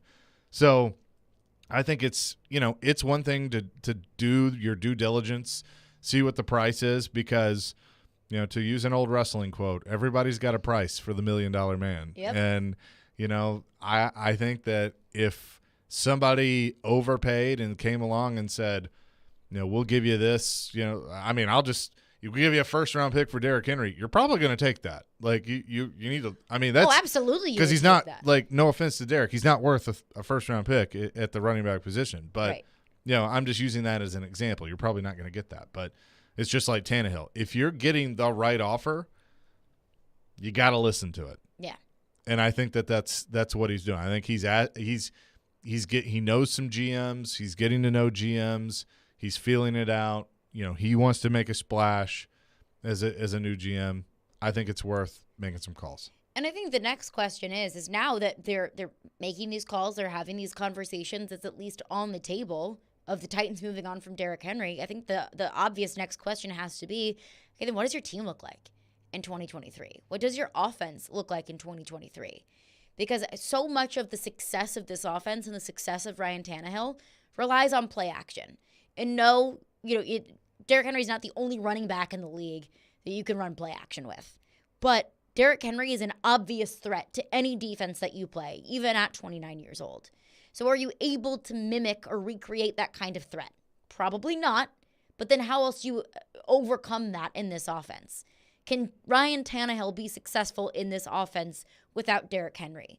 What can our expectations be for this offense, for this team, and Tim Kelly's first year as offensive coordinator without a Derrick Henry, without that threat of Derrick Henry? And I don't know the answer to that question. But that's a reality that Ran Carthon and Mike Vrabel have to look into. If this is a serious question or a serious conversations that they're going to have of moving on from Derrick Henry, then what's your plan moving forward? Right. Yeah, and I think they're doing that. I mean, I think that those – and that's why I believe it's good for Vrabel, too, to hear an outside name. And, I'm making these comparisons, but it's just like, even though Barry Trotz obviously has – ties to the Predators, he hadn't been here for almost 10 years. And so now he's coming in. He doesn't have any connections to a lot of these players. Maybe a few. Obviously, Yossi's one of them. But you make the move. You make the move to make your team better. And I believe that those serious and real conversations are happening over on Great Circle Road right now. And they're uncomfortable. But, I think sometimes we get too comfortable, and you got to get uncomfortable to move forward with what you want to do. And that's what I believe the Tennessee Titans are doing and need to do.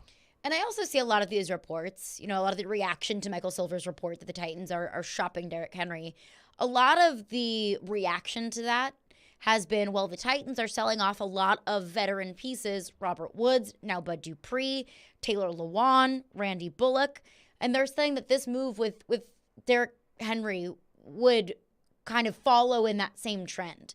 But I think it's almost disrespectful to Derrick Henry to name his name in that same group of players who got released. And that's no disrespect to Taylor Lewan. It's no disrespect to Robert Woods. But those pieces that the Titans moved on from, Bud Dupree included, those seemed like obvious moves to me. They were too expensive and always hurt. They were unreliable. Robert Woods couldn't catch a cold. Taylor Lewan was on and off the field over the past few years. Bud Dupree was almost like injury report roulette every single week. Is Bud going to play, or is he going to have a hip issue? Is Bud going to play, or does he have a shoulder issue? Whatever it might be. So those players, it seemed like obvious players to move on from. With Derrick Henry, it's not an obvious player to move on from. I mean, that is upending a huge part of your team, a huge part of your leadership, huge part of your core, of your offense, the style of offense that you play. A player that this team is built around. It's not an obvious move to move on from Derrick Henry. So don't tell me that the moves to move on from Bud Dupree and Taylor Lewan and Robert Woods are setting some sort of trend that Derrick Henry is going to follow suit in. I think those are two completely different conversations. Yeah, no, I do too, and I agree with you that they don't need to be in the same breath. It's very, very different. The Bud Dupree thing is one of those that, like, I'm not surprised that they ended up doing it, but I do think they probably tried to work something out and restructure. And, look, if he hits the market, nobody's interested, maybe you circle back and say, hey, we'll bring you back on this deal if you want to play. But because I'm not opposed to that, just not on the money he's making. So, but I have a feeling somebody will pick him up. I'm sure they will. And I say the same thing about Taylor Lewan that I will with Bud Dupree, is even if you bring him back on a more team-friendly deal, that's still no guarantee that they're going to be healthy. Right. Even if you bring Taylor Lewan back on, let's say, $6 million a year, if he's not available, if he follows the same trend that he's been following over the past couple of years, well, then that's still $6 million that goes wasted. It's better than $14 million, but it's still a roster spot and it's still money that's going unused to a player who's been unavailable. 615-737-1025 is our phone number. TD Teron Davenport will join us coming up next. He first had the scoop about Jeffrey Simmons in his social media. What has he heard about the contract negotiations? What did he hear at the Combine? All of that coming up next with TD. It's Caroline, Willy, D-Mase, 102.5, 106.3 The Game. ElectronicExpress.com. We make it happen. What if you could be credit card debt-free in 10 days and save as much as $1,000 a month? Loan Pronto's all-new Express Equity Line of Credit program is just what you need. Hey, Willie Donick here. You don't have to do a full home refi. You can tap a small portion of the equity you have and enjoy a super low monthly payment. With Loan Pronto's Express Equity Credit Line, you can close in 7 to 10 days. And a $50,000 loan would only cost you around $400 a month. Use that money to pay off high-interest credit cards or do a home improvement. You can access up to 90% of your home's equity, and 9 out of 10 homeowners won't even need an appraisal. Even if you did a total refi recently or just bought your home, you can tap the equity with this fast, easy program. Stop the madness and say no to 24% interest fees. Call Loan Pronto today. 615-499-5780. That's 615-499-5780 or go to loanpronto.com. Equal housing lender, NMLS 166-1781, subject to lender approval. This week's Nashville's best deal is Seafood Sensation. Often imitated but never duplicated, Seafood Sensation is Nashville's original seafood restaurant. Right now you can get half off a $25 gift card to their new location in Antioch at thegamenashville.com/deals and enjoy some of your favorite seafood dishes like their crab legs platter, grilled salmon, and more. That's Seafood Sensation, new location in Antioch at 2209 Murfreesboro Pike. Get half off a $25 gift card while they last at thegamenashville.com/deals. Now, your Game Center update. This update is brought to you by the law offices of Amanda J. Gentry. The Nashville Predators are set to play in Game 3 of 6 on the road this evening in Vancouver. Puck drop at 9:30 with pregame at 8:30. Nashville's coming off a 3-1 victory in Chicago on Saturday, where newly acquired defenseman Tyson Barrie scored the game winner in the second period. Head coach John Hines on Barrie's 11th goal of the season.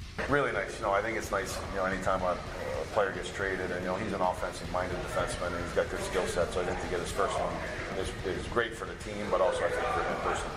And Ian Rappaport reports that quarterback Derek Carr has found a new home in New Orleans with the Saints. He signs a 4-year deal, and Titans have also been reported to have released pass rusher Bud Dupree. Additionally, Mike Silver reports that the Titans are also shopping running back Derrick Henry. And the SEC men's basketball tournament begins here in Nashville on Wednesday at Bridgestone Arena. Game 1 is set to feature South Carolina and Ole Miss with a 6 p.m. tip-off. This update is brought to you by the law offices of Amanda J. Gentry. I'm Nick Keyser for 102.5 and 106.3 The Game. For more, follow us on Twitter at 1025 The Game or visit thegamenashville.com. Live from the Hiller Plumbing, Heating, Cooling, and Electrical Studios. WPRT-FM Pegram, WPUC HD2 Laverne. Nashville's exclusive home for the Nashville Predators. 102.5 and 106.3. A gunny performance. Do your job. And the Tigers regain the lead. The Game. A Cromwell media station. Covering your teams and the news of the day. Ladies and gentlemen. This is Caroline, Willy, and D-Mase. It was pleasant to listen to. With Caroline Fenton, Willy Donick, and former NFL wide receiver Derek Mason. You are hands down my favorite radio personality of all time. On 102.5 and 106.3 The Game and the Game Nashville app. With no further ado, Caroline, Willy, D-Mase, 102.5, 106.3 The Game, and the Game Nashville app.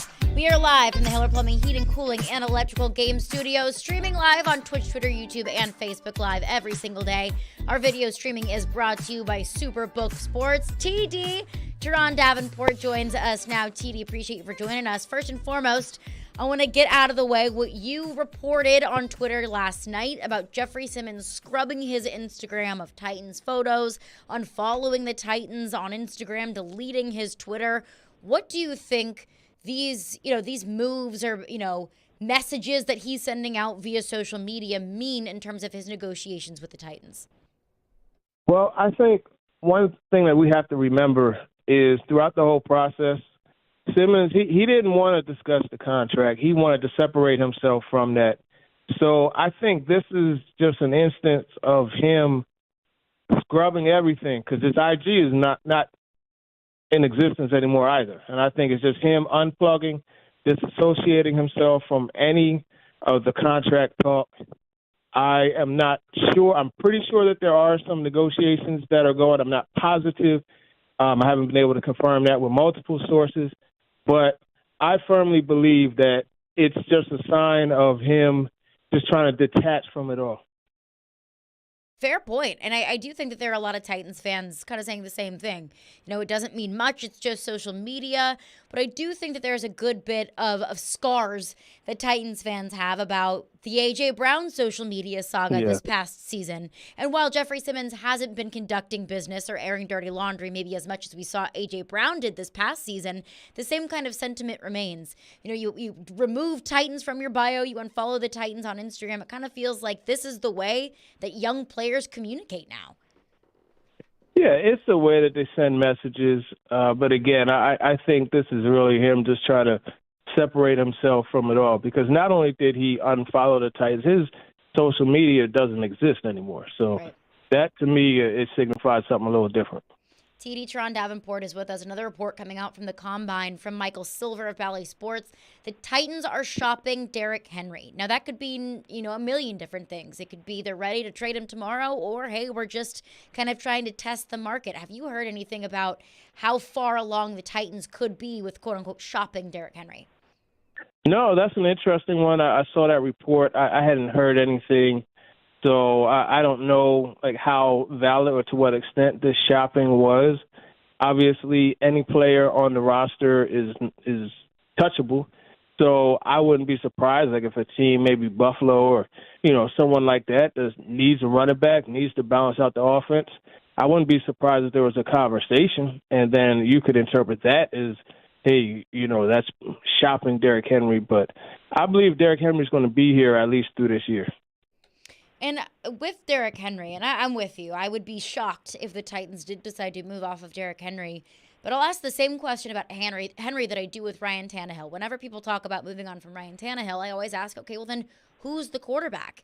If the Titans do decide to move forward without Derrick Henry, then my question is, okay, well then what does your offense look like? I mean, so much of this offense, no pun intended, runs through Derrick Henry. Yeah, exactly. It's so much revolves around him, and you even look at how he affects the passing game. So there's a lot that could be said for his role with the team. I do think Hassan Haskins is a solid back. There are some pretty solid backs in this draft. I mean, if you could get, Bijan Robinson, you're really doing well, but you'll have to use a first-round pick on him. So, trading Derrick Henry, it would all depend on what it would yield and how you could go ahead and use that pick to possibly move up. We saw C.J. Stroud's excellent workout.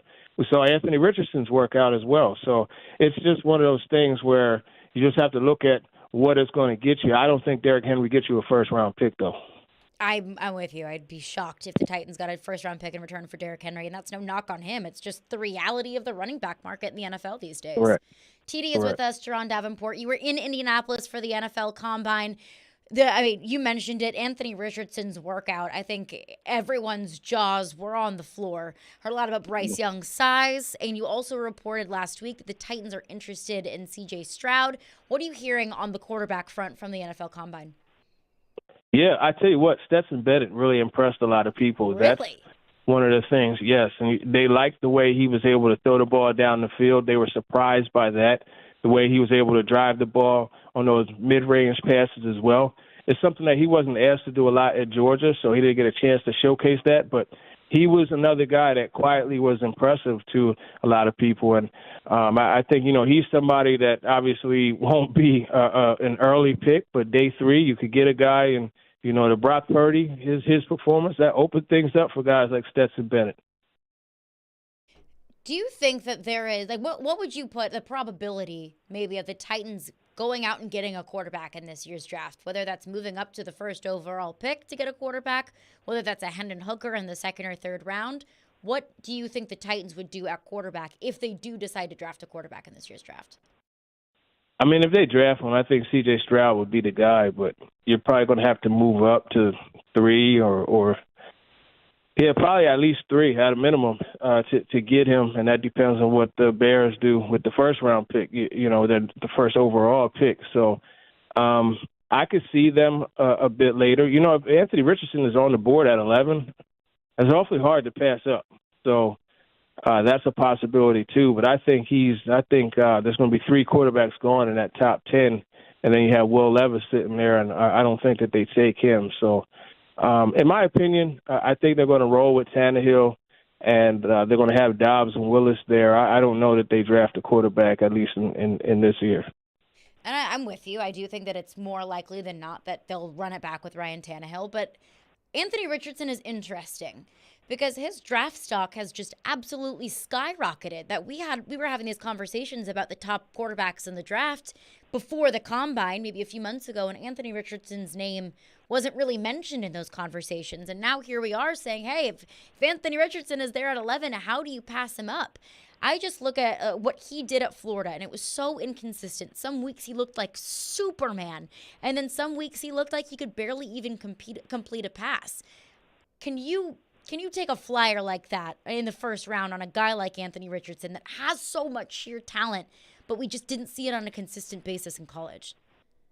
Yeah, I think you can. That talent is hard to pass up, but I think it's one of those situations where you have to have someone that is really proven at being able to develop quarterbacks. You look at what the Chiefs did, selecting Patrick Mahomes 10th overall, right? They already knew, okay, you have Andy Reid in the building. He's done extensive work with multiple. I mean, he made A.J. Feely, for heaven's sake, look like a good quarterback, So I think it has to be the right situation. I pray that it is the right situation because I want Anthony Richardson to develop because him getting his full potential, that's going to be a privilege for all of us to watch. So I do think it's tough for him to fall out of the top 10, but again, the situation has to be right.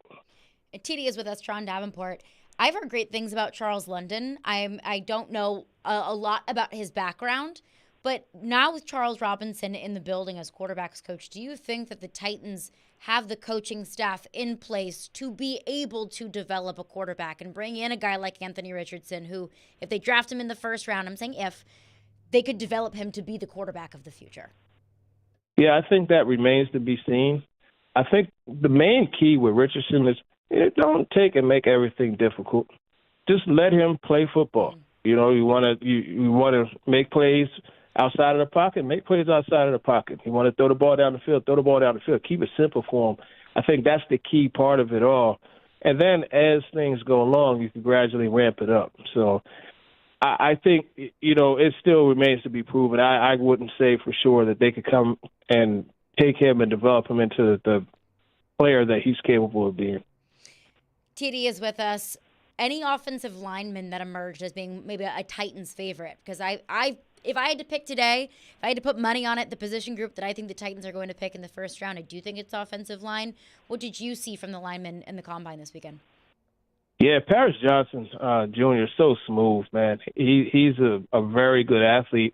Actually, talking to him, he played soccer and wrestling, even gymnastics. So you could definitely tell basketball also. You could tell just how he plays, how he moves really well. I think that's probably the pick. But, Broderick Jones, he moved really well also. I like the way he keeps that wide base, and he has a very good build to him. Same with Paris Johnson Jr. They both have really good stout builds.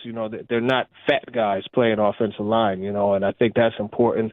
I stood next to DeJuan Jones, and I tell you what, that's one bottom to the top. It's a long journey going from his sneakers to the top of his head. That is a big man, and he moves well for a big man. But I think, it's going to be Broderick Jones, Paris Johnson. Those guys are the likely ones, and Peter Skoronski is in the mix too, but I think it's going to be Johnson. What about receivers? Which receivers stood out to you? Yeah, Jackson Smith-Njigba, he told me that he was 100% as of 2 weeks ago, so he wasn't going to run the 40. But I tell you what, his three-cone short shuttle, those were elite. Just the way he caught the football, went through the drills was really good. I like Zay Flowers. He's someone that did a really good job in that gauntlet drill. He ran that 4.42.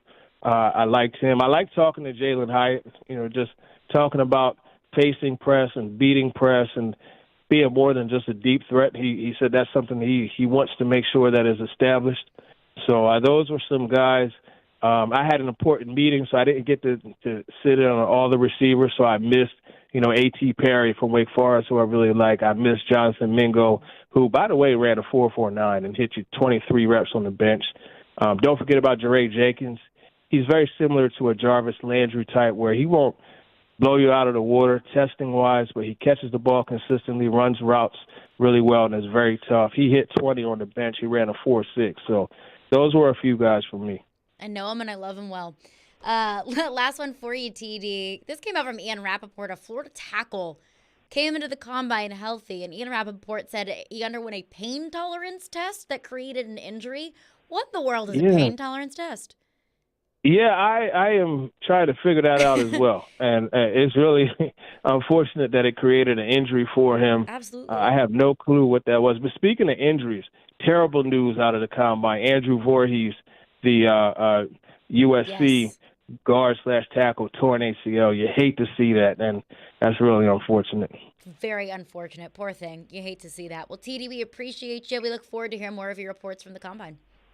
Yeah, for sure. I'll talk to you tomorrow. Chat with you tomorrow, TD. Appreciate you. All right, TD, Teron Davenport, he is the best. He will be in with me tomorrow for the full 3 hours, so make sure that you stick around for TD tomorrow. We'll get into your phones coming up next. I see all of your thoughts on Derrick Henry, on Jeffrey Simmons, right to your phones coming up next. Caroline, Willy, D-Mase, 102.5, 106.3 The Game. Every Wednesday at 8:30. Join Robbie and Rexroad for The Choice is Yours. 2 sports questions, 2 non-sports questions. They'll answer a couple of questions about life and sports. The Choice is Yours is built by Jarrett Companies. You have a choice. So when you have a need for site and utility work, fire protection, concrete and asphalt services, the choice is simple. It's Jarrett Companies. For more, visit JarrettCompaniesInc.com. The choice is yours. Wednesdays at 8:30 on 102.5 and 106.3 The Game and the Game Nashville app. Do you take pride in your work? Do you want to help build Nashville? You need to join Ironworkers Local 492. They build Nashville, working on everything from steel erection on buildings and bridges, plant maintenance, concrete, reinforcing, conveyor work, sheeting, welding, rigging, fence erecting, curtain wall, window wall, and a variety of other specialty work. They provide the best skilled iron workers for contractors and projects in Nashville. You want to build Nashville? You want to be proud of doing it? Visit ironworkers492.org. Join Ironworkers Local 492. Finding great people to hire is like trying to find a needle in a haystack. It's pretty difficult, right? Well, ZipRecruiter has mastered finding a needle in a haystack, so they take it to the next level. They make hiring so simple that it's like finding a needle in a needle stack. And that's why you should try ZipRecruiter for free at ziprecruiter.com/radio. Here's what it's like to use ZipRecruiter. They have so many qualified candidates that it's easier to find the right ones for your roles. In fact, 4 out of 5 employers who post on ZipRecruiter get a quality candidate within the first day. That's a lot of needles. So how do they do it? ZipRecruiter's powerful technology sends you candidates who are a great match for your job, and you can even invite your top choices to apply. So if you want less hay and more needles, head to ZipRecruiter. And right now, you can try ZipRecruiter for free. That's right, free at ZipRecruiter.com/radio. That's ZipRecruiter.com/RADIO. ZipRecruiter.com/radio. ZipRecruiter, the smartest way to hire. Get in on the conversation at 615-737-1025. The game text line is driven by Wilson County Hyundai. Online at wilsoncountyhyundai.com. Looking for a career with purpose or have that passion for youth development? Boys and Girls Clubs of Middle Tennessee provides a safe place where youth gain the tools to learn, lead, and reach their full potential. And that starts with you, offering competitive pay and free after-school care for employees. Learn more at bgcmt.org. We try to stay cool by being on social media. I'm with it. I'm hip. Follow us on Twitter at 1025 The Game and on Instagram at 1025 The Game Nashville. Hey! Oh, yeah, and like us on Facebook, too. Having some fun in the midday. Yeah, that's awesome. This is Caroline, Willy, and D-Mase on 1025 and 1063 The Game and the Game Nashville app. Caroline, Willy, D-Mase, 1025, 1063 The Game. Caroline Fenton, Chase McCabe in for Willy and D-Mase. Chase, unless you have a thought. Let's get to the phones. To the phones. Phone lines driven by WilsonCountyHyundai.com. Robert in Spring Hill texts in and says the only quarterback worth sacrificing everything for is Bryce Young. I don't think C.J. Stroud is going to be an elite quarterback. Anthony Richardson is a 3-year project. He can't read the defenses, I'm guessing he means. And Will Levis, who knows if he's going to be helping out to play quarterback or the next many years. I say either stick with what you got and run it back with Tannehill and Henry, or go get Bryce Young. First of all, I agree with the fact that if your guy's not there, you just run it back with Tannehill and Henry. That's why the Titans are in a perfect position, is that they have a guy in place. It's also an unfortunate position since there's no clear path to the next guy. But for 2023, if the Titans don't find their guy, they're good. But to say the only quarterback worth sacrificing for is Bryce Young, I don't think is fair. Because you could have said the same thing about Mitch Trubisky in the 2017 draft. Where's Mitch Trubisky now? You know who was taken 9 picks below Mitch Trubisky? Patrick Mahomes. So nobody probably thought that Patrick Mahomes was worth trading up for, but Andy Reid did, and now they have 2 Super Bowls, and Patrick Mahomes has 2 MVPs. So it's really easy, I think, to get caught up in the talk of some of the quarterbacks and to say, oh, well, you know, Will Levis, who knows what he's going to do? I don't know what Will Levis is going to do. I personally don't think that he's worth the top pick, but I don't know. It's up to the Titans. And I think that Bryce Young has his fair share of concerns as well. You know, a quarterback that's sub 200 pounds, is he going to be able to withstand, you know, every single year getting a beating like that? I don't know. Is he going to get injured? We've seen how detrimental injuries can be to a football team the past couple of years. This one especially. Exactly. So to say, I don't think it's fair to say that Bryce Young is the only quarterback worth sacrificing everything for. He might be the best quarterback in this class. I believe that. I love Bryce Young. But that also doesn't mean that he's worth sacrificing everything for. Yeah. The best quarterback in this draft doesn't mean that he's the best quarterback ever. So, Joe Burrow, and I'm using your bias here, but you knew Joe Burrow after that magical season and they won the Natty. You knew he was a sure thing. Absolutely. There was no doubt. You knew he was a sure thing. And it's hard to have bias with Joe Burrow, honestly, because he's just that good. Andrew Luck, you knew he was a sure thing. Yeah. Okay. Peyton Manning, sure thing. There are guys now. A lot of people thought Ryan Leaf might be that, and he wasn't. You obviously can be wrong. There's nobody in this draft, Caroline, that stands out to me and goes, I'm a sure thing at the next level. You're probably going to hit, I think Bryce Young could have a nice career for sure. Maybe, any of the others, Will Levis, who knows, but it's hard to CJ Stroud. It's hard to really guess who's going to actually make it as a true pro until you actually see it. And it all depends on coaching and the offense and the personnel around them, things like that. Even though you're probably going to have 4 quarterbacks go in the top 10. I mean, I believe somebody's fallen in love with Anthony Richardson, and he's probably going to go top 10. I don't think that's a wise move, but that's probably what's going to happen. And maybe Anthony Richardson turns in to be, the next Patrick Mahomes. I don't know. I just haven't seen that. And also, we just talked to TD. I asked him, can the Titans afford to take in a project like an Anthony Richardson with a first-round pick? Do they have the coaching staff in place to be able to properly develop a quarterback? And TD says, I think the same thing that we're all thinking is that's remained to be seen. You drafted a quarterback in the 3rd round last year, and I haven't seen a whole lot of development from Malik Willis. The Titans probably don't view Malik Willis as the future of this franchise. At least I sure hope they don't.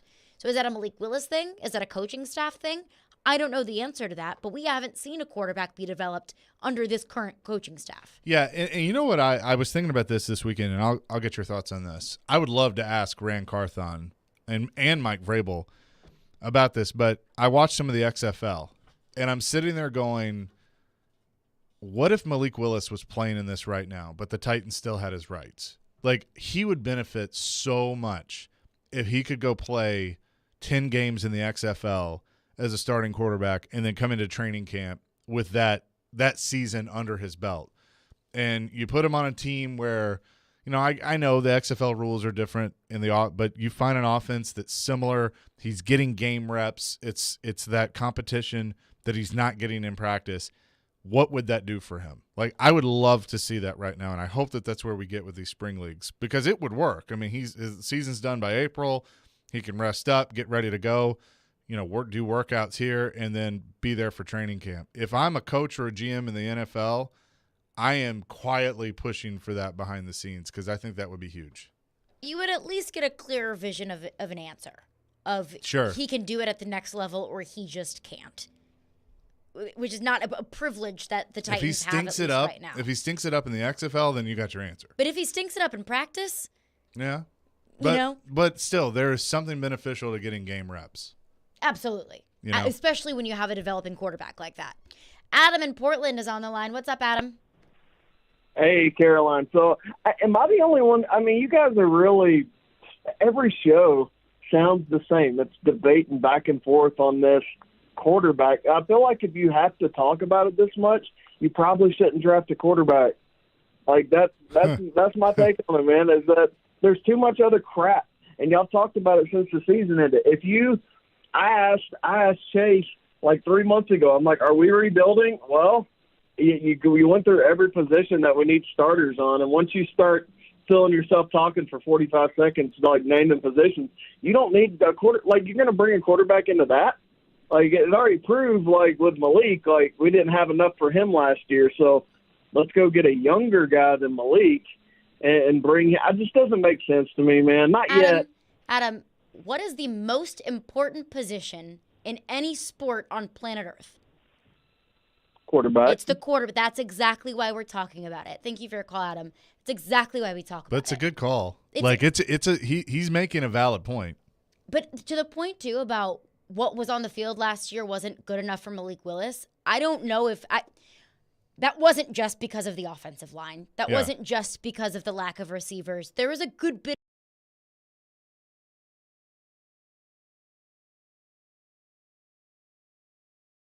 from the Philadelphia Eagles offensive line and having A.J. Brown to throw the football to? Absolutely he would have.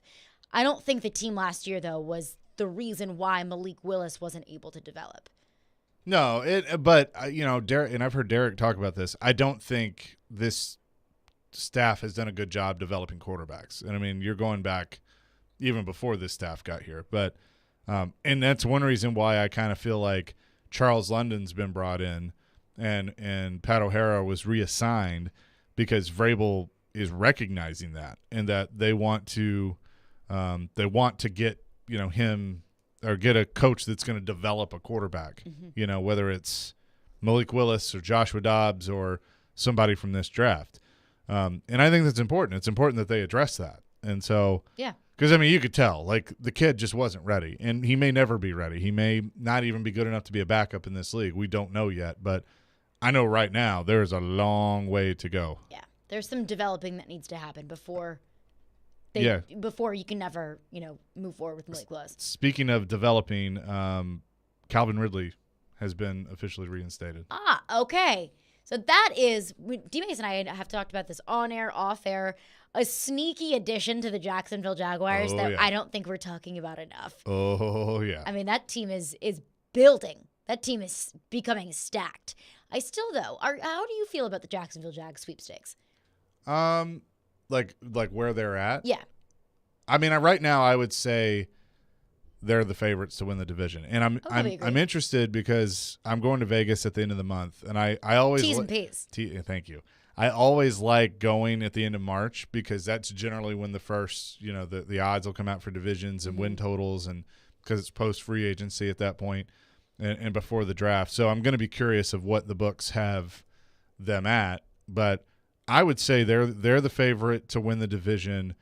And then I'd probably still put the Titans second now today. Mm-hmm. And then Colts and Texans are off in their own little world. But I'm a believer because I'm a believer in Doug Peterson. I look at Doug Peterson had Carson Wentz on track to win the MVP. Let's just think about that statement for a second. He was. Had he not gotten hurt, he was going to win the MVP. When Ron Rivera won Sam Howell over Carson Wentz, to put that in perspective. Yeah. And so, and look, I guess a team's going to sign Carson Wentz, but as a backup, But and obviously, I think there's some other stuff with him that teams are just tired of dealing with. Mm-hmm. But if Doug Peterson can do that with Carson Wentz, think about what he's going to be able to do with the team he has now. Totally. And with Trevor. So I feel like that he's going to just continue to go up to a different level. Will he ever be truly elite like we thought he might be in college? I don't know. But if he can be really damn good, then that's all you need. And I think as the Jags continue to build up these pieces, like Calvin Ridley coming back, we might get our answer that, hey, if Trevor Lawrence can't do it with that receiving core, will he ever be able to do it? Or if he does do it, then that's your answer right there. I just view the Jags, I think that they are going to be a good team. I think Trevor Lawrence is a good quarterback. I just feel like a lot of the offseason conversation has been how the Jags have run away with the division and that Trevor Lawrence belongs in the same conversation with Joe Burrow and Patrick Mahomes and Josh Allen. And I just don't think that that's very fair. Let's keep it into perspective that it took a 7-game losing streak from the Titans and of Josh Dobbs' fumble at the end of that final game against the Jags in order for the Jags to win the division. That Trevor Lawrence threw 4 interceptions against the Chargers, and the Chargers kind of pooped that wild card round game away. I still think they're a good team. I think Doug Peterson is a good coach, and I'm glad that the Jags at least rid themselves of the Urban Meyer sweepstakes and are doing their due diligence to Trevor Lawrence. But I think that they're a good team, but I want to pump the brakes on it. My gambling insider, Music City Bet, says the Jags are minus 145 is the favorite, Titans plus 280, Colts plus 650, and Texans plus 750. Plus 280? Yep. Whoa. Yeah. I don't know about that. Oh, okay. I was going to say, maybe like plus 140. Yeah. Also, 280. Also, something to get to, the Ian Rappaport dropping some stuff right now. It's that kind of day, but the Chiefs are not tagging a certain offensive tackle. Let's get into it coming up next. Caroline, Willy, D-Mase, Chase McCabe in for Willy and D-Mase. 102.5, 106.3 The Game. When you want all the going in and the score, blast the score. He wrists one, they score. And don't forget the what a stop! Sliding across to make the save. The backhander, nice stop. When all you want is Smashville. We have you covered. Hear every Predators game right here. We are your home for Smashville. 102.5 and 106.3 The Game and the Game Nashville app.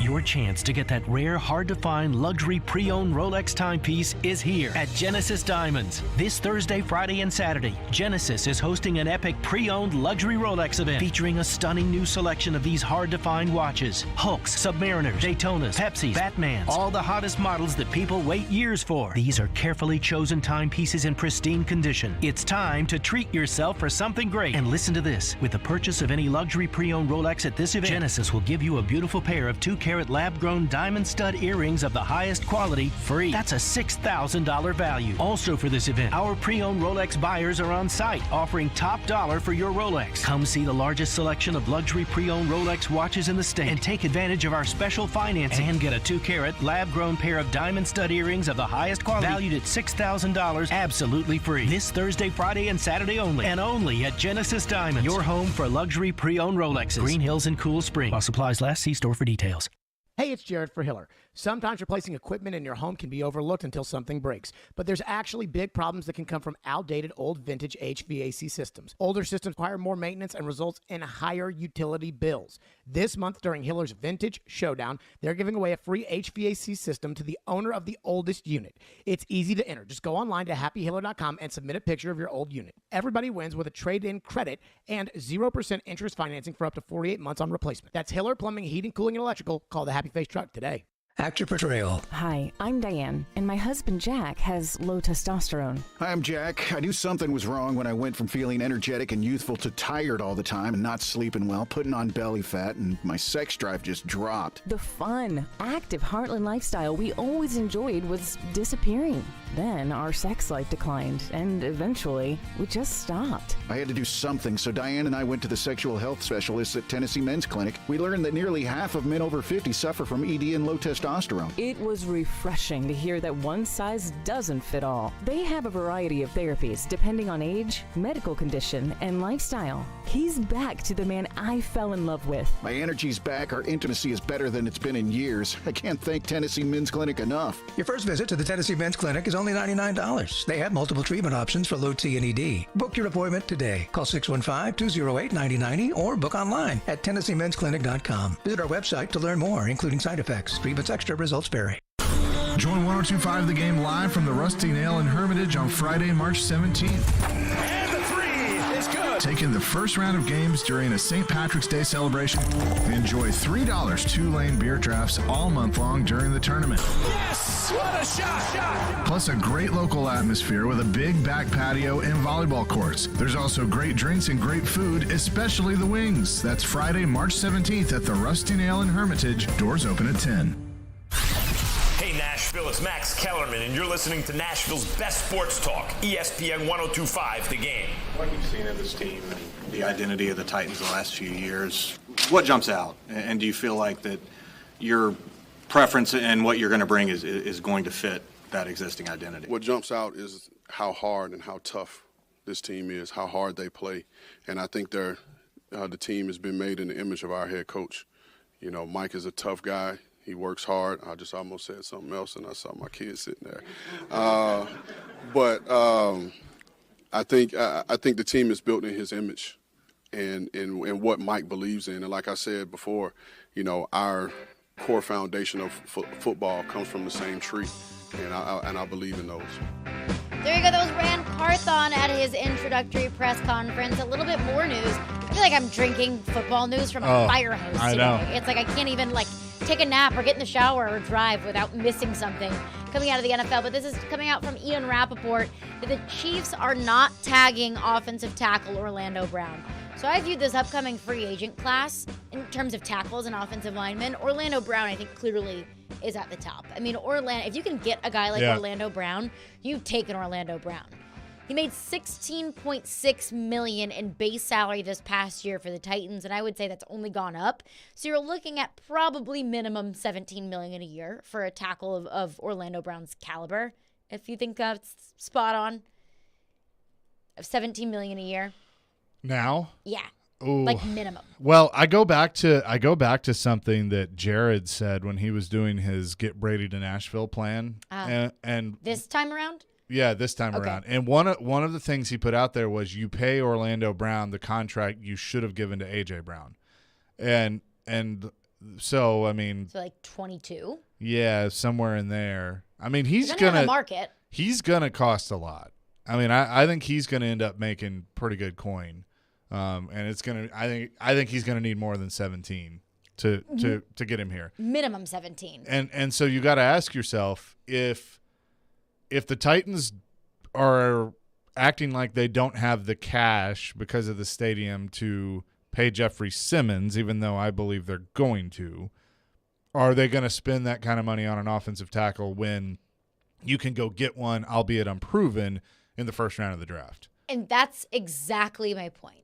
I would love an Orlando Brown. Oh, so considering would I. the disarray this offensive line has been through, I feel like the best option for the Titans, you could go out and get a tackle in this year's draft, go out and get Orlando Brown, because I don't know how sold the Titans really are on Nicholas Petit-Frere being your right tackle of the future. See, that's the other thing. You could sign Orlando Brown and still draft one of the tackles in the first round and just send PT, as Chris Sanders calls him. Yeah, PT. You can push him to guard. Yeah, I mean, your you can do that options too. there are endless. But that's also investing a whole lot of stock into offensive tackle when your elite all-pro defensive tackle wants a contract and you're going through negotiations with Jeffrey Simmons. And this is something that I discussed with Willy. I think there's only two options. There's only two ways where Jeffrey Simmons is not a Titan in 2023 or beyond. One is you package him in a trade package to move up to the first overall pick or to move up in the draft to go get your quarterback of the future. I don't think that is wise. I don't think that Jeffrey Simmons should be on the table. I think you do whatever it takes to hold on to Jeffrey Simmons, whether that's Agreed. re-signing him, whether that's exercising the fifth-year option, whether he likes it or not. But that is one way that I could see Jeffrey Simmons not being in a Titans uniform. The second way being the Titans just don't have the money. That the Titans don't have the money to pay Jeffrey Simmons, and that he absolutely refuses to play on the fifth-year option.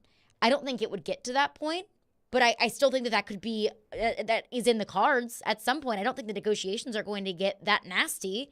But still, if the Titans don't have the money to pay him, let's say, $30 million, somewhere in that ballpark, $30 million a year, that they just can't afford it and he refuses to play on the fifth-year option, that's the only way that I don't see Jeffrey Simmons in a Titans uniform. So how can you justify spending $20+ million a year on a tackle and letting Jeffrey Simmons walk because you don't want to pay him the, let's say, $30 million a year that it would take? You know what? I'm just going to be real. Like, I'm going to sit here and just let it rip now. If they don't have the money, then get out.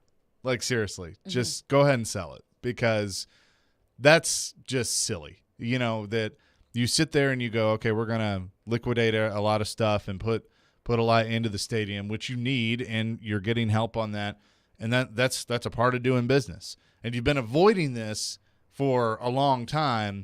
But you also put yourself in this position because your dad went on the cheap when they built the first one and got it at a steal of a deal, and now 20-something years later, it's time to build a new one. Yeah. And so that's kind of on you. That's on your family. But if you're going to be like, all right, well, we'll get the stadium, but we can't afford to buy good players right now, then what are you even doing? Like, I don't even understand why you're even in the game. Well, and I don't know how much truth there is to that. And I don't either. I'm just saying, But look, just looking at the sheer numbers, last year in 2022, in terms of cash spent, not cap, but cash spent, the Titans spent just shy of $222 million a year. This year so far, since they released Bud Dupree, they're at about $132 million. So that's about $100 million, just shy of $100 million difference. I'm not pocket watching, to use Ladarius's term, our on-site engineer Ladarius's term. I'm not pocket watching Amy Adams-Strunk or the Adams family, but that's a pretty big difference of year over year. Now you're gonna have to, and that is with Jeffrey Simmons on the fifth-year deal at $10 million, and that's without accounting for Taylor Lewan and Robert Woods and all of those salaries that the Titans just dumped. So they're gonna have to make up for those because you need bodies on the offensive line. You have to need field bodies. a team. You have to field a team. But that's a pretty massive difference.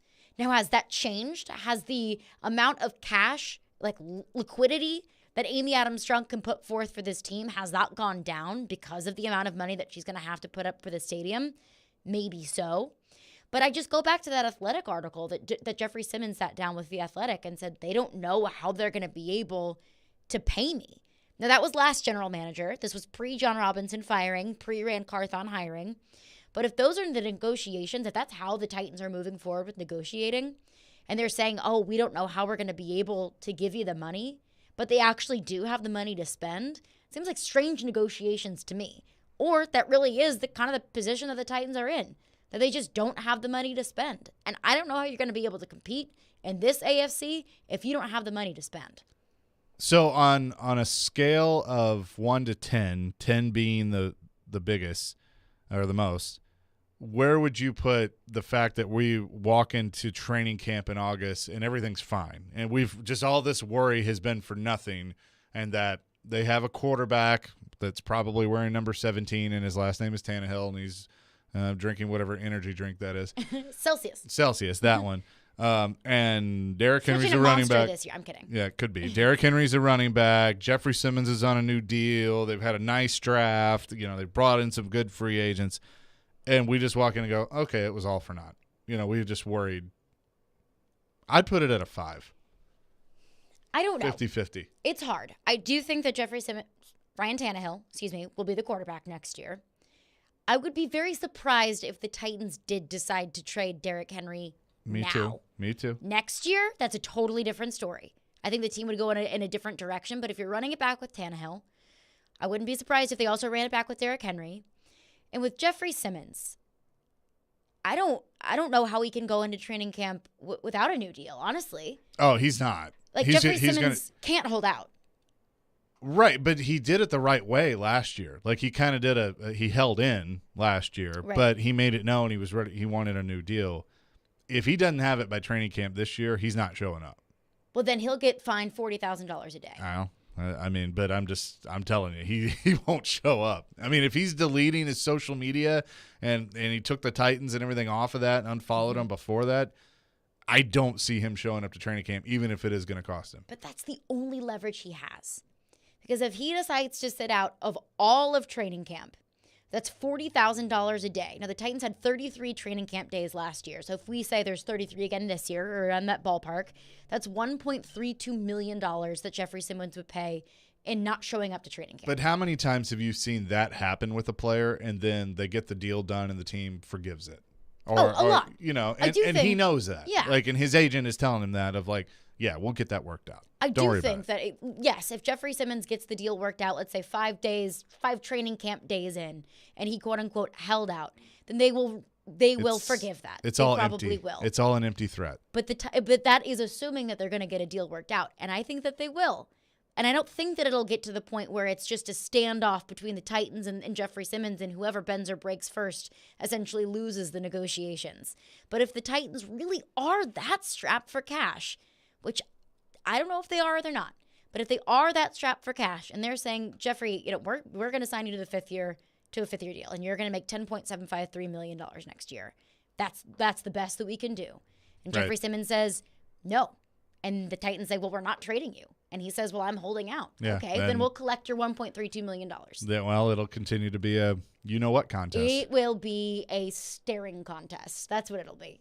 615-737. I was going to use a different adjective, but we'll go with that. I just decided to use a different verb there.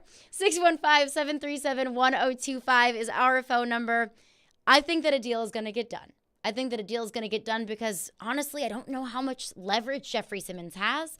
I think a deal is going to get done because Jeffrey Simmons wants to be here. The Titans want Jeffrey Simmons here. And I also think that there's another element to all of the Jeffrey Simmons contract negotiations that have to come into play as well. And we'll get into that coming up next. Caroline, Willy, D-Mase, Chase McCabe in here. 102.5, 106.3 The Game. Your home for MTSU basketball is 94.9 The Fan. 3 ball, yes sir! All the big shots and moments live here. MTSU basketball is on a station built for you. 94.9 The Fan. The Electronic Express tax refund sale is extended. Get up to 50% off doorbusters and 40% off in every department, including 4K TVs, computers, gaming consoles, Bluetooth speakers, smartwatches, and more. Refresh your kitchen with appliances in stock and ready to deliver. And buy now, pay later with up to 3 years free financing. Shop in-store or online at electronicexpress.com and express delivery on most items. Electronic Express. We make it happen. Do you have a VA loan? In this housing market, homeowners with VA loans have access to a ton of instant cash. Hey, Willy Donick here. Do you need cash to pay off credit cards and other high-interest loans? How does a check for 80 or 90 grand sound right now? Loan Pronto is helping veterans every day get the money they need with a quick and easy zero-cost cash-out refi with zero closing costs. With a VA loan, it's really cool because you can access up to 100% of your home's value. That's 100%. Use that money to pay off credit cards, home equity lines, car loan, consolidate all your payments into one check per month and close in 2 weeks. Most homeowners who do this end up cutting their overall monthly payments by $800. And Loan Pronto's all-digital process makes it fast and easy. They're doing loans with super low APRs, and they love working with veterans. Call now. See what your options are. Call Loan Pronto, 615-499-5780. That's 615-499-5780, or go to loanpronto.com. Equal housing lender, NMLS 1661781, subject to lender approval. For the love of the climb,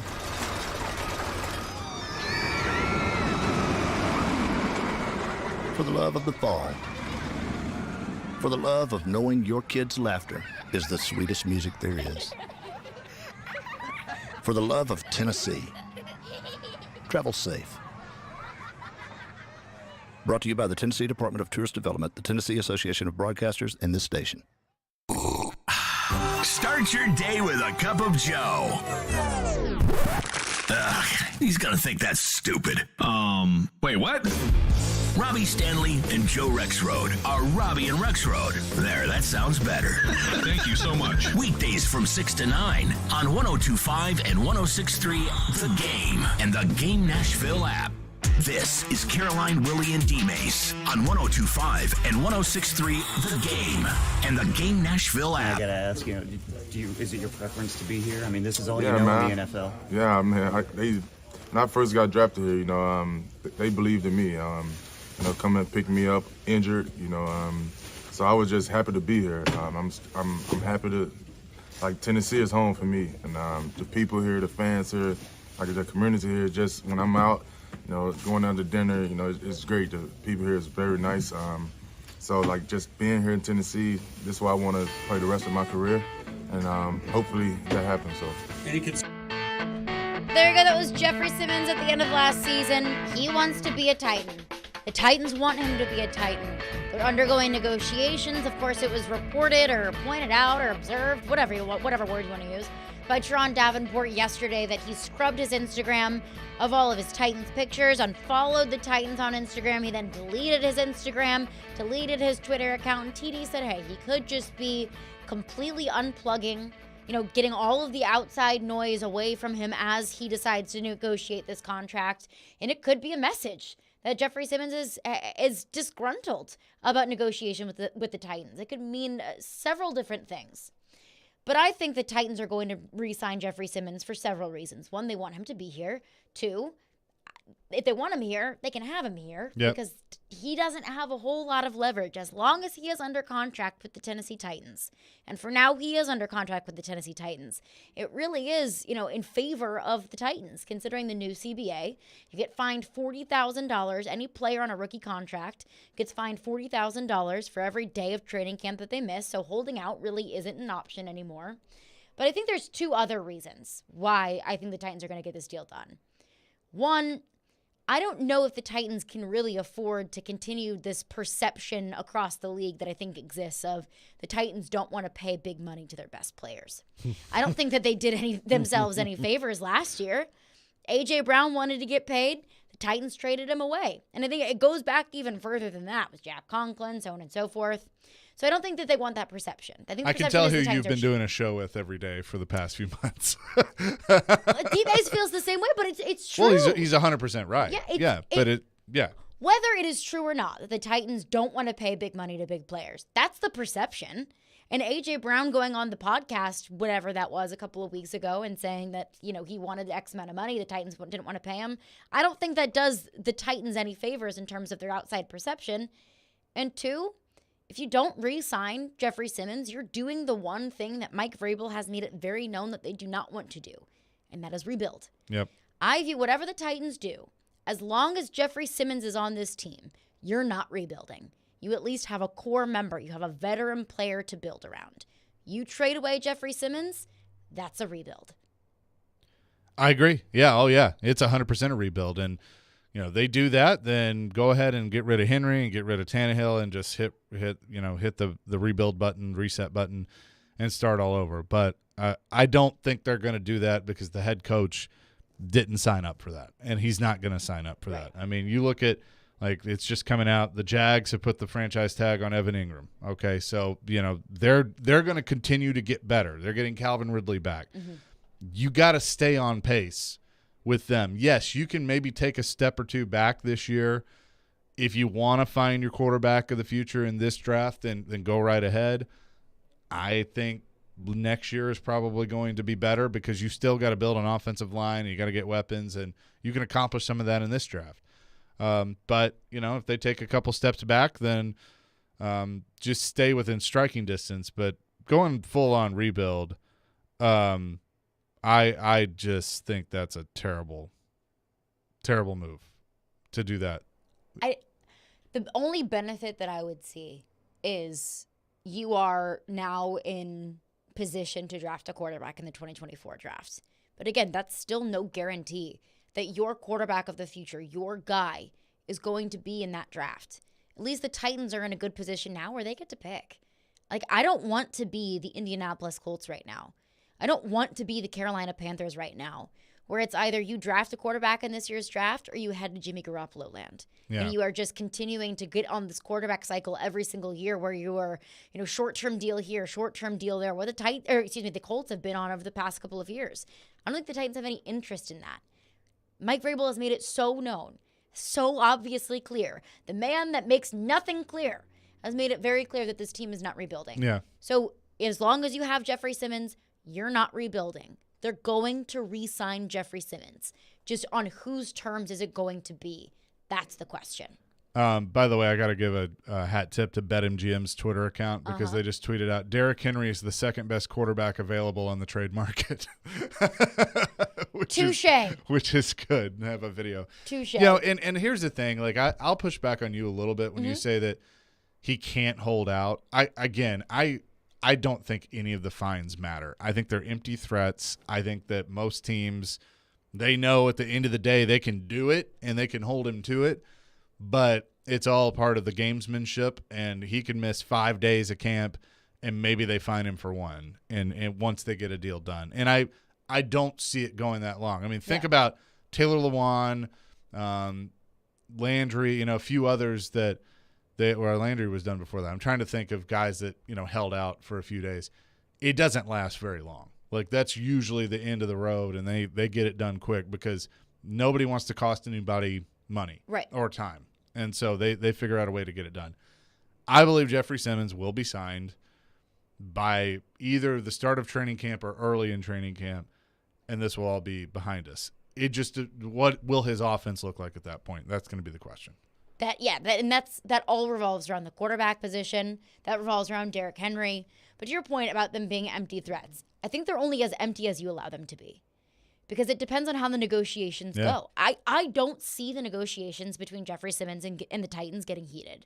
I don't see it getting to the point where they're in a standoff and the Titans have to flex that muscle and have to flex that leverage that they do have of finding Jeffrey Simmons. I don't think anybody wants to get to that point. I think there's mutual respect on both sides. But if it does get to a point, I don't know how much money the Titans have available. I really don't. I don't know how much the Titans want to sign Jeffrey Simmons to a long-term deal when they have that fifth-year option available. I don't know. But if they do want to exercise that leverage, they can. Do I think they want to? Probably not. I don't think they're at that point either. We've got a few months until then. They've got plenty of time to work things out. But if there's any indication of Jeffrey Simmons scrubbing his Instagram and deleting his social media, maybe it could be something as innocent like TD said, like, hey, he's just unplugging.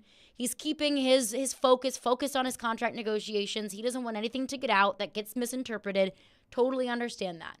Or that could be a message from Jeffrey Simmons that I'm unhappy and I'm disgruntled and I don't want to be associated with this team if they're not going to pay me. There are so many ways that you could interpret that. I don't think that it'll get nasty. But the Titans do have that option there if they would like to flex the muscle. Yep, they absolutely do. I want to mention something real quick, non-Titans related. Yeah. The Predators have recalled Michael McCarron from Milwaukee.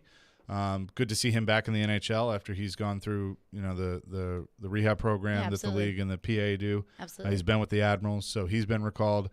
And congrats to Liam Robbins from Vanderbilt and Santiago Vescovi for being named All-SEC first team as voted on by the coaches, and to Coach Jerry Stackhouse, co-coach of the year in the SEC, along with Buzz Williams from Texas A&M. All right. So they put those honors out there, which I think is very cool.